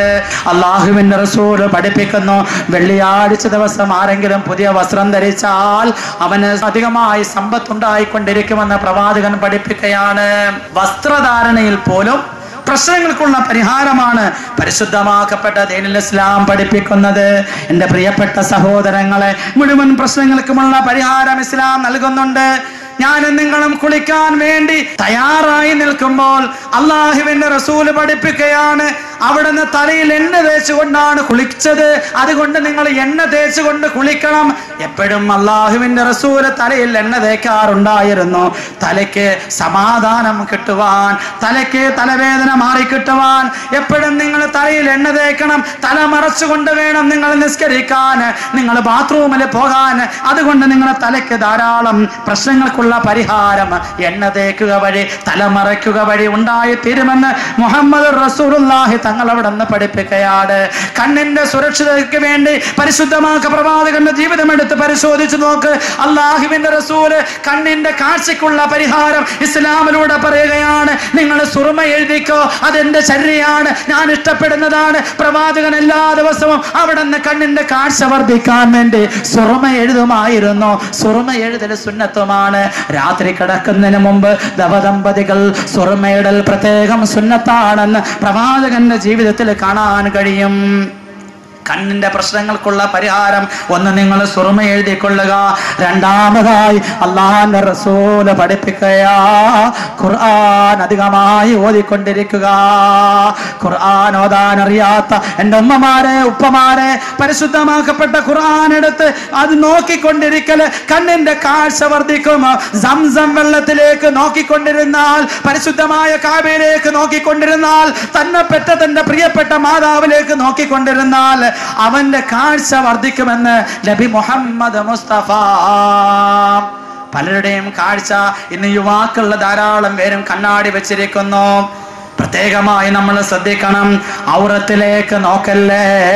മറ്റൊരു അന്യപുരുഷന്റെയും സ്വന്തം ഔറത്തിലേക്ക് നോക്കാൻ പാടില്ല. അള്ളാഹുവിന്റെ റസൂലിൽ നിന്നും ആയിഷ ബീബി റളിയല്ലാഹു തആല അൻഹ പറയുകയാണ്, ഞാൻ അള്ളാഹിന്റെ റസൂലിന്റെ ഔറത്ത് കണ്ടിട്ടില്ല, എന്റെ ഔറത്ത് ഹബീബായ നബി തങ്ങൾ കണ്ടിട്ടില്ല. അള്ളാഹിന്റെ റസൂല് പറയുന്നു, ഔറത്തിലേക്ക് നോക്കിയാൽ, ഗുഹ്യ ഭാഗങ്ങളിലേക്ക് നോക്കിയാൽ, സെക്സ് കാസറ്റുകൾ കണ്ടാൽ, ബ്ലൂ ഫിലിമുകൾ കണ്ടാൽ, നഖത്തിന്റെ മാത്രം വലിപ്പമുള്ള മെമ്മറി കാർഡ് കൊണ്ട് രാത്രി മുഴുവൻ ധന്യമാക്കുന്നുണ്ട്. പ്രിയപ്പെട്ട യുവാക്കളെ, കണ്ണിന്റെ കാഴ്ച അടിച്ചു പോകും. ലേസർ ചെയ്താലും രക്ഷപ്പെടാൻ കഴിയുകയില്ല. ഹറാമുകൾ കാണരുതേ, ഔറത്തിലേക്ക് നോക്കല്ലേ, സിനിമാ ഫോട്ടോകളിലേക്ക് നോക്കല്ലേ, അത് നിങ്ങളുടെ കണ്ണിന്റെ കാഴ്ച എടുത്ത് കളയുമെന്ന് മുഹമ്മദുർ റസൂലുള്ളാഹി തങ്ങൾ അവിടെ നിന്ന് പഠിപ്പിക്കുകയാണ്. സ്വന്തം ഔറത്തിലേക്ക് തന്നെ നോക്കാൻ പാടില്ലെന്നാ. ഭാര്യ ഭർത്താവിന്റെ ഔറത്തിലേക്ക്, ഭർത്താവ് ഭാര്യയുടെ ഔറത്തിലേക്ക് നോക്കൽ ഹറാമാണ് സഹോദരങ്ങളെ. എല്ലാം അള്ളാഹു ഹലാലാക്കി തന്നിരിക്കുക, അതിൻ്റെതായ മാന്യതയോടുകൂടി എല്ലാ കാര്യങ്ങളും ആയിക്കൊള്ളട്ടെ. ആയിഷ ബിബി നബിയുടെ ഔറത്തോ, നബി ആയിഷ ബിബിയുടെ ഔറത്തോ കണ്ടിട്ടില്ല. മുഹമ്മദ് റസൂലുള്ളാഹി തങ്ങളുടെ ജീവിതത്തിൽ കാണാൻ കഴിയും. കണ്ണിന്റെ കാഴ്ചയ്ക്ക് നിങ്ങൾ ഖുർആൻ ഓതൻ, നല്ല കാര്യങ്ങൾ കാണൻ, അത് നിങ്ങളുടെ കണ്ണിന്റെ കാഴ്ച വർദ്ധിക്കും. പല്ലിന്റെ സുരക്ഷിതത്തിന് പരിശുദ്ധമാക്കപ്പെട്ട ദീനുൽ ഇസ്ലാം എത്ര നിർദ്ദേശങ്ങളാണ് നൽകുന്നത്. ഹബീബായ നബി തങ്ങൾ പറഞ്ഞു, ഉറങ്ങാൻ നേരം പല്ല് തേക്കണം, എഴുന്നേക്കാൻ നേരം പല്ല് തേക്കണം, പള്ളിയിൽ പോകുമ്പോൾ പല്ല് തേക്കണം, ആഹാരത്തിന് മുമ്പ് പല്ല് തേക്കണം, ആഹാരത്തിന് ശേഷം പല്ല് തേക്കണം, വാ പകർച്ചയാൽ പല്ല് തേക്കണം എന്ന് വെച്ചാൽ എല്ലാ സമയത്തും അറബികൾ കയ്യിൽ വെച്ചിരിക്കുന്ന അറാക്ക് പോലെ ഒരു സാധനം വെച്ചേക്കണം, എപ്പോൾ ഫ്രീ ആയിട്ട് അപ്പോഴൊക്കെ പല്ല് തേക്കണം. എന്റെ സമുദായത്തിന് പല്ല് തേക്കൽ ഒരു ബുദ്ധിമുട്ടായിട്ടില്ലായിരുന്നുവെങ്കിൽ എപ്പോഴും ഞാൻ അവരോട് പല്ല് തേക്കാൻ പറയുമായിരുന്നുവെന്ന് നബിയുൽ വറ മുഹമ്മദ് റസൂലുള്ളാഹി തങ്ങൾ പഠിപ്പിക്കുകയാണ്. പല്ല് വൃത്തിയാക്കിക്കൊണ്ടിരിക്കുക, പല്ലിന്റെ സുരക്ഷിതത്തിന് അത് കാരണമായി തീരും. അള്ളാഹുവിന്റെ റസൂൽ സല്ലല്ലാഹു അലൈഹി വസല്ലം തങ്ങൾ അവിടെ നിന്ന് പഠിപ്പിക്കുന്നു, ശരീരത്തിന്റെ സുരക്ഷിതത്വത്തിന് വേണ്ടി നിങ്ങൾ ശരീരത്തിന്റെ വൃത്തിയാക്കേണ്ട ചില പ്രധാനപ്പെട്ട ഭാഗങ്ങളുണ്ട്, ഷേവ് ചെയ്യേണ്ട ചില പ്രധാനപ്പെട്ട ഭാഗങ്ങളുണ്ട്, അത് നിങ്ങൾ വൃത്തിയാക്കിക്കൊണ്ടേയിരിക്കണം. ഗുഹ്യഭാഗം അതേപോലെയുള്ള ഭാഗങ്ങളിൽ 40 ദിവസത്തിൽ കൂടുതൽ രോമം വളരാൻ നിങ്ങൾ സമ്മതിക്കാൻ പാടില്ല. 40 ദിവസമായിട്ടും രോമം നീക്കപ്പെടേണ്ട സ്ഥലങ്ങളിൽ നിന്നും ഒരാൾ രോമം നീക്കപ്പെട്ടിട്ടില്ലെങ്കിൽ അള്ളാഹു അവന്റെ കർമ്മങ്ങളൊന്നും സ്വീകരിക്കുകയില്ലെന്ന് നബി മുഹമ്മദ് മുസ്തഫ തങ്ങൾ അവിടെ നിന്ന് പഠിപ്പിക്കുകയാണ്. ശരീരത്തിന്റെ ബുദ്ധിമുട്ടുകൾക്കുള്ള പരിഹാരം, വിയർപ്പിനുള്ള പരിഹാരം, വൃത്തിയാക്കേണ്ട ഭാഗങ്ങൾ വൃത്തിയാക്കണം, വയറ്റിന്റെ രോഗങ്ങൾക്കുള്ള പരിഹാരം. റസൂലുള്ളാഹി തങ്ങൾ അലി റളിയല്ലാഹു അൻഹുവിനെ വിളിച്ചിട്ട് പറഞ്ഞു, ഇറച്ചി കഴിക്കുന്നതിൽ നീ മിതത്വം പാലിക്കുക. ഹബീബായ നബി തങ്ങൾ വയറിന്റെ സുരക്ഷിതത്തിന് വേണ്ടി എന്തെല്ലാം നിർദ്ദേശങ്ങളാണ് ഇസ്ലാം നൽകിയിട്ടുള്ളത്. നമ്മളൊന്ന് പഠിക്കാൻ മനസ്സിലാക്കിയാൽ മതി, ഒന്ന് പഠിക്കാൻ തയ്യാറാവാൻ. ഇസ്ലാം സർവ്വ പ്രശ്നങ്ങൾക്കുള്ള പരിഹാരമല്ല സഹോദരങ്ങളെ. അമിതമായി നിങ്ങൾ ഇറച്ചി കഴിക്കാൻ പാടില്ല, വയറ്റിന് ഹൃദയത്തിന് രോഗങ്ങൾ ഉണ്ടാക്കി തീർക്കും. അല്ലാഹുവിന്റെ റസൂൽ സല്ലല്ലാഹു അലൈഹി വസല്ലം തങ്ങൾ പറഞ്ഞു, വയറ് നിറച്ച് ഹലാലായ ഭക്ഷണം കിട്ടിയാൽ പോലും വയറ് നിറച്ച് നിങ്ങൾ ആഹാരം കഴിക്കരുത്. അരവയറ് ആഹാരം കഴിക്കണം, കാവയറ് വെള്ളം കുടിക്കണം, കാഭാഗം എപ്പോഴും ഒഴിവാക്കിയിരിക്കണമെന്ന് മുഹമ്മദ് റസൂലുള്ളാഹി തങ്ങള് ഹലാലായ ഭക്ഷണം പോലും അമിതമായി കഴിക്കാൻ പാടില്ല. പിന്നെ ഹറാമായ ഭക്ഷണത്തിന്റെ അവസ്ഥ എന്തായിരിക്കും? അതുകൊണ്ട് തന്നെ അള്ളാഹുവിന്റെ റസൂൽ സല്ലല്ലാഹു അലൈഹി വസല്ലം തങ്ങൾ അവിടുന്ന് മനുഷ്യന്റെ ജീവിതത്തിന് ആവശ്യമായ മുഴുവൻ പ്രശ്നങ്ങൾക്കുള്ള പരിഹാരം ഇസ്ലാമിലുണ്ടെന്ന് വ്യക്തമാക്കി തരികയാണ്. ദിക്റിലൂടെ പ്രശ്നങ്ങളെ പരിഹരിക്കാൻ കഴിയും. ദിക്ർ പറയുന്നതോടുകൂടി ധാരാളം പ്രശ്നങ്ങൾക്കുള്ള പരിഹാരമാണ്. അല്ലാഹുവിന്റെ റസൂൽ പറഞ്ഞു, ലാ ഹൗല വലാ ഖുവത ഇല്ലാ ബില്ലാഹ് എന്ന ദിക്റുണ്ടല്ലോ, 99 രോഗങ്ങൾക്കുള്ള പ്രശ്നത്തിനുള്ള പരിഹാരമാണ്. അത് സ്വർഗത്തിലെ നിധിയാണ്. സഹാബാക്കൾ യുദ്ധത്തിന് വേണ്ടി പോകുമ്പോൾ, ജോലി ചെയ്തുകൊണ്ടിരിക്കുമ്പോൾ ലാ ഹൗല വലാ ഖുവത ഇല്ലാ ബില്ലാഹിൽ അലിയിൽ അലീം എന്ന് പറയുമായിരുന്നു. അവർക്ക് അതുകൊണ്ട് തന്നെ അവരുടെ ജോലി എളുപ്പമായി തീരും. 99 രോഗങ്ങൾക്കുള്ള ശിഫ ആണ് അല്ലാഹു ദിക്റിലൂടെ വെച്ചിരിക്കുന്നത്. ഹഫീഫത്താനി അലൽ ലിസാൻ സകീലത്താനി അലൽ മീസാൻ ഹബീബത്താനി ഇലർ റഹ്മാൻ സുബ്ഹാനല്ലാഹി വൽഹംദുലില്ലാഹി വലാ ഇലാഹ ഇല്ലല്ലാഹു അല്ലാഹു അക്ബർ. ദിക്റിലൂടെ നമ്മുടെ പ്രശ്നങ്ങൾ പരിഹരിക്കാൻ കഴിയണം. പരസ്പരം സലാം പറയുന്നതിലൂടെ നമ്മുടെ പ്രശ്നങ്ങളെ പരിഹരിക്കാൻ കഴിയും. അല്ലാഹുവിന്റെ റസൂൽ പറഞ്ഞില്ലേ, കുടുംബ ജീവിതത്തിൽ സന്തോഷമുണ്ടാകാൻ, മക്കളും മാതാപിതാക്കളും തമ്മിൽ സന്തോഷകരമായ ജീവിതം ഉണ്ടാകാൻ, ഭാര്യയും ഭർത്താവും തമ്മിലുള്ള ജീവിതം അടിച്ചു പൊളിച്ചുള്ള ജീവിതമാകാൻ നിങ്ങൾ പരസ്പരം സലാം പറയും. കാണുമ്പോൾ അങ്ങോട്ടും ഇങ്ങോട്ടും സലാം പറയും. അസ്സലാമു അലൈക്കും എന്ന സലാം പറഞ്ഞുകൊണ്ട് വീട്ടിലേക്ക് കടന്നു ചെല്ലാൻ അനസ് റളിയല്ലാഹു അൻഹുവിനോട് അല്ലാഹുവിന്റെ റസൂൽ പഠിപ്പിച്ചതായി നമുക്ക് കാണാൻ കഴിയും. കുടുംബ ജീവിതത്തിന്റെ സന്തോഷം പരസ്പരം സലാം പറയുന്നതിൽ ഉണ്ടായിത്തീരുമെന്ന, ഒരുമിച്ചിരുന്ന് ആഹാരം കഴിക്കുന്നതിൽ ഉണ്ടായിത്തീരുമെന്ന. ഇന്ന് എത്ര പേരുണ്ട് സഹോദരങ്ങളെ, ആഴ്ചയിലെങ്കിലും കുടുംബസമേതം ഇരുന്ന് ഭക്ഷണം കഴിച്ച ദിവസം നമുക്ക് ഓർക്കാൻ കഴിയുമോ? ആഴ്ചയിൽ ഒരു ദിവസമെങ്കിലും പാപ്പായും ഉമ്മായും ഭാര്യയും നമ്മളും മക്കളും എല്ലാവരും കൂടെ ഒരുമിച്ചിരുന്ന് ഭക്ഷണം കഴിച്ച ദിവസം നമുക്ക് ഓർക്കാൻ കഴിയുന്നുണ്ടോ? അള്ളാഹുവിന്റെ റസൂൽ പറഞ്ഞു, അതിൽ ബർക്കത്താ, അതിൽ അല്ലാഹു ഐശ്വര്യം വെച്ചിട്ടുണ്ട്. കുടുംബ ജീവിതത്തിലെ പ്രശ്നങ്ങൾക്കുള്ള പരിഹാരമാ. ഭാര്യ ഭർത്താവിനെ കാണുമ്പോൾ, ഭർത്താവ് ഭാര്യയെ കാണുമ്പോൾ, പാപ്പയെ ഉമ്മ കാണുമ്പോൾ, പാപ്പയെ മക്കൾ കാണുമ്പോൾ, മാതാപിതാക്കളെ പരസ്പരം കാണുമ്പോൾ നിങ്ങൾ സലാം പറയണം. അഫ്സുസ്സലാമ ബൈനക്കും, നിങ്ങൾ സലാമിനെ വ്യാപിപ്പിക്കുക. നിങ്ങളുടെ സ്നേഹം ഉണ്ടാകാൻ അത് കാരണമാകും. സ്നേഹമില്ല എങ്കിൽ അതിനുള്ള പരിഹാരം സലാമിനെ അധികരിപ്പിക്കല. സഹാബാക്കൾ ഒരു മരമെങ്ങാണം മറയിട്ട് എഴുതാൻ അവർ ഉടനെ വീണ്ടും കണ്ടുമുട്ടുന്നെങ്കിൽ അസ്സലാമു അലൈക്കും എന്ന് പറയും. അല്ലാഹുവിന്റെ റസൂൽ സല്ലല്ലാഹു അലൈഹി വസല്ലം തങ്ങൾ മുസ്ലിമീങ്ങൾ തമ്മിലുള്ള കടമകൾ പറഞ്ഞ കൂട്ടത്തിൽ പ്രധാനമായി എടുത്തു പറഞ്ഞത്, ഇദാ ലഖീത ഫസല്ലിം അലൈഹി, നിന്റെ സഹോദരനെ കണ്ടുമുട്ടിയാൽ സലാം പറയണം. ഹബീബായ നബി തങ്ങളുടെ അടുക്കൽ ഒരാൾ വന്ന ഒരു സഹാബി വന്ന് പറഞ്ഞു, അസ്സലാമു അലൈക്കും. നബി തങ്ങൾ സലാം മടക്കിട്ട് പറഞ്ഞു, നിനക്ക് 10 നന്മയുണ്ട്. വേറൊരാള് അസ്സലാമു അലൈക്കും വറഹ്മത്തുള്ളാഹി എന്ന് വന്ന് പറഞ്ഞു. നബി തങ്ങൾ പറഞ്ഞു, നിനക്ക് 20 നന്മയുണ്ട്. പിന്നെ ഒരു സഹാബി വന്നിട്ട് അസ്സലാമു അലൈക്കും വറഹ്മത്തുള്ളാഹി ബറകാതുഹു എന്ന് പറഞ്ഞു. ഹബീബായ നബി തങ്ങൾ പറഞ്ഞു, നിനക്ക് 30 നന്മയുണ്ട്. നിങ്ങളുടെ ഇടയിൽ സ്നേഹമുണ്ടാകാൻ സലാമിനെ നിങ്ങൾ അധികരിപ്പിക്കൻ. ഇദാ ലഖീത ഫസല്ലിം അലൈഹി, നിന്റെ സഹോദരനെ കാണുമ്പോൾ നീ സലാം പറയൻ. സലാമിലൂടെ ധാരാളം പ്രശ്നങ്ങൾക്കുള്ള പരിഹാരമുണ്ട് സഹോദരങ്ങളെ. സദഖയിലൂടെ ധാരാളം പ്രശ്നങ്ങൾക്കുള്ള പരിഹാരമുണ്ട് സഹോദരങ്ങളെ. ധാരാളം പ്രശ്നങ്ങൾക്കുള്ള പരിഹാരത്തും പരിശുദ്ധമാക്കപ്പെട്ട ദീനുൽ ഇസ്ലാം നമുക്ക് നൽകുന്നുണ്ട്. നിസ്കാരത്തിലൂടെ, നോമ്പിലൂടെ, ഹജ്ജിലൂടെ, സകാത്തിലൂടെ, സദഖയിലൂടെ, ഖുർആൻ പാരായണത്തിലൂടെ, ദിക്റിലൂടെ, വസ്ത്രധാരണയിലൂടെ, ജീവിതത്തിൽ പരിശുദ്ധമാക്കപ്പെട്ട ദീനുൽ ഇസ്ലാം എന്തെല്ലാം കൽപ്പിക്കുന്നുണ്ടോ അതിലൂടെ എല്ലാ പ്രശ്നങ്ങൾക്കുള്ള പരിഹാരമുണ്ട്. എത്രത്തോളം എന്നാൽ മലമൂത്ര വിസർജനത്തിന്റെ കാര്യങ്ങളെ ശ്രദ്ധിച്ചാൽ മതി, ധാരാളം പ്രശ്നങ്ങൾക്കുള്ള പരിഹാരം അതിൽ നമുക്ക് കാണാൻ കഴിയും. കാഷ്ടത്തിലും മൂത്രത്തിലും അത് സ്വന്തമായാൽ പോലും അതിൽ തുപ്പാൻ പാടില്ല. ആരെങ്കിലും മലമൂത്ര വിസർജനം ചെയ്തിട്ട് കാഷ്ടത്തിലോ മൂത്രത്തിലോ തുപ്പുന്നുവെങ്കിൽ അവന്റെ ശരീരത്തിലുള്ള രക്തത്തിന് രോഗം ബാധിക്കുമെന്ന് ഹബീബായ നബി മുഹമ്മദ് മുസ്തഫ സല്ലല്ലാഹു അലൈഹി വസല്ലം തങ്ങൾ പഠിപ്പിക്കുക. ഇന്നത്തെ ബാത്റൂമുകളെല്ലാം ഇതേ രീതിയിൽ സജ്ജീകരിക്കപ്പെട്ടതാ. കുളിക്കാനുള്ള സൗകര്യം, അതേപോലെ തന്നെ ബാത്റൂമിലെ സൗകര്യം, ഇതിന്റെ എല്ലാം വെള്ളം ഒരിടത്താ പോകുന്നത്. വളരെ ശ്രദ്ധിക്കണം. സ്വന്തം കാറ്റത്തിലായാലും സ്വന്തം മൂത്രത്തിലായാലും ഒരിക്കലും അതിൽ തുപ്പാൻ പാടില്ല. അത് കാരണം രക്തത്തിൽ രോഗങ്ങൾ ഉണ്ടാകും. മാത്രമല്ല അല്ലാഹുവിന്റെ റസൂല് പറഞ്ഞു, അവന്റെ വെള്ള പല്ലുകൾ മഞ്ഞ നിറത്തിലായി തീരും. മുഹമ്മദ് റസൂലുള്ളാഹി തങ്ങൾ പഠിപ്പിക്കുകയാ, മഞ്ഞ നിറത്തിൽ പല്ലായി മാറും. ആരും മലമൂത്ര വിസർജനം ചെയ്തിട്ട് അതിൽ മൂക്ക് പിഴിഞ്ഞിടാൻ പാടില്ല. അവന്റെ ജീവിതത്തിൽ അതുകൊണ്ട് ധാരാളം വിഷമങ്ങൾ ഉണ്ടാകും. അല്ലാഹുവിന്റെ റസൂൽ പറഞ്ഞു, കേൾവി കുറവുണ്ടാകാൻ മലമൂത്ര വിസർജനത്തിൽ മൂക്ക് പിഴിയുന്ന കാരണത്താൽ അവന് കേൾവിക്കുറവ് ഉണ്ടായിത്തീരുമെന്ന് അല്ലാഹുവിന്റെ റസൂൽ അവിടെ നിന്ന് പഠിപ്പിക്കുകയുണ്ടായി. സഹോദരങ്ങളെ, ബാത്റൂമിൽ വെച്ചുകൊണ്ട് പല്ല് തേക്കാൻ പാടില്ല. പല്ല് തേക്കുന്ന കാരണത്താൽ 2 വിധത്തിലുള്ള ബുദ്ധിമുട്ടുകൾ ഉണ്ടായിത്തീരും. ഒന്ന്, ബാത്റൂമിൽ സ്ഥിരമായി പല്ല് തേക്കുന്നവർക്ക് അവന് മറവി ഉണ്ടായിത്തീരും. അതേപോലെ അല്ലാഹുവിന്റെ റസൂല് അവിടെ നിന്ന് പഠിപ്പിക്കുകയുണ്ടായി, കാഴ്ച കുറഞ്ഞു പോകുന്നതാണ്. മലമൂത്ര വിസർജനം ചെയ്യുന്ന സമയത്ത് ഇനി ഒരാൾ ഇരുന്നു കൊണ്ട് അവന്റെ 2 കൈയും തലയിൽ പിടിച്ചുകൊണ്ട് മലമൂത്ര വിസർജനം ചെയ്യുന്നുവെങ്കിൽ അവനെ സംബന്ധിച്ചിടത്തോളം വെള്ളപ്പാണ്ട് രോഗവും മൂലക്കുരുവിന്റെ രോഗമുണ്ടെന്ന് ഹബീബായ നബി തങ്ങൾ അവിടെ നിന്ന് നമ്മെ പഠിപ്പിക്കുകയാണ്. മൂലക്കുരുവിന്റെ രോഗം, അതേപോലെ തന്നെ വെള്ളപ്പാണ്ട് രോഗമുണ്ടായിത്തീരും. ഹബീബായ റസൂലുള്ളാഹി സ്വല്ലല്ലാഹു അലൈഹി വസല്ലം തങ്ങൾ പറയുന്നു, ഒരാൾ കണ്ണടച്ചുകൊണ്ട്, കണ്ണ് രണ്ടും അടച്ചുകൊണ്ടിരുന്ന മലമൂത്ര വിസർജനം ചെയ്യുകയാണ്, അവന്റെ ഹൃദയത്തിൽ കാപഢ്യം ഉണ്ടായിത്തീരും. അവന്റെ ഹൃദയം കറുക്കും. അവന് ലജ്ജ എന്ന ആ സ്വഭാവം നഷ്ടപ്പെട്ടു പോകുന്നതാണ്.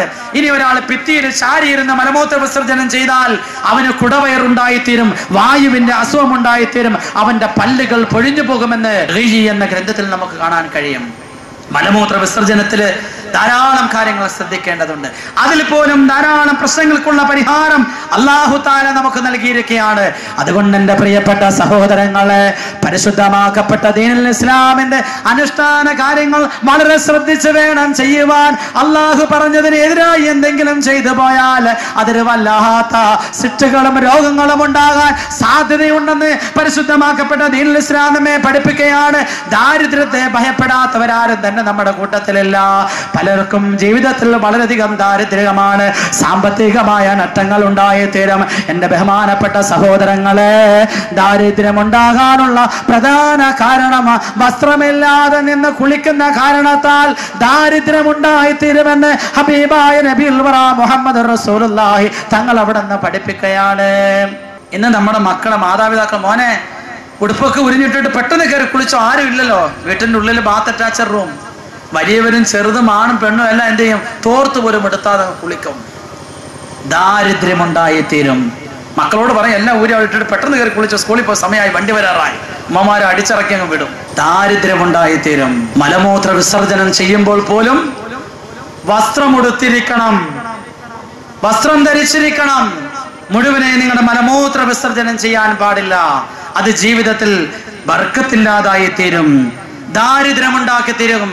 വലിയ അശുദ്ധിക്കാരനായിരിക്കെ അതിൽ നിന്നും കുളിക്കുന്നതിന് മുമ്പ് ഭക്ഷണ പദാർത്ഥങ്ങൾ കഴിക്കരുത്, അത് ദാരിദ്ര്യമുണ്ടായിത്തീരും, ജീവിതത്തിൽ ഐശ്വര്യമുണ്ടാവുകയില്ല. ഹബീബായ നബി തങ്ങൾ പറയുകയാണ്, കിടന്നുകൊണ്ട് ചാരിക്കിടന്നുകൊണ്ട് നിങ്ങൾ ഭക്ഷണം കഴിക്കരുത്, അതിൽ ബർക്കത്തുണ്ടാവുകയില്ല, ജീവിതത്തിൽ ദാരിദ്ര്യമുണ്ടായിത്തീരും.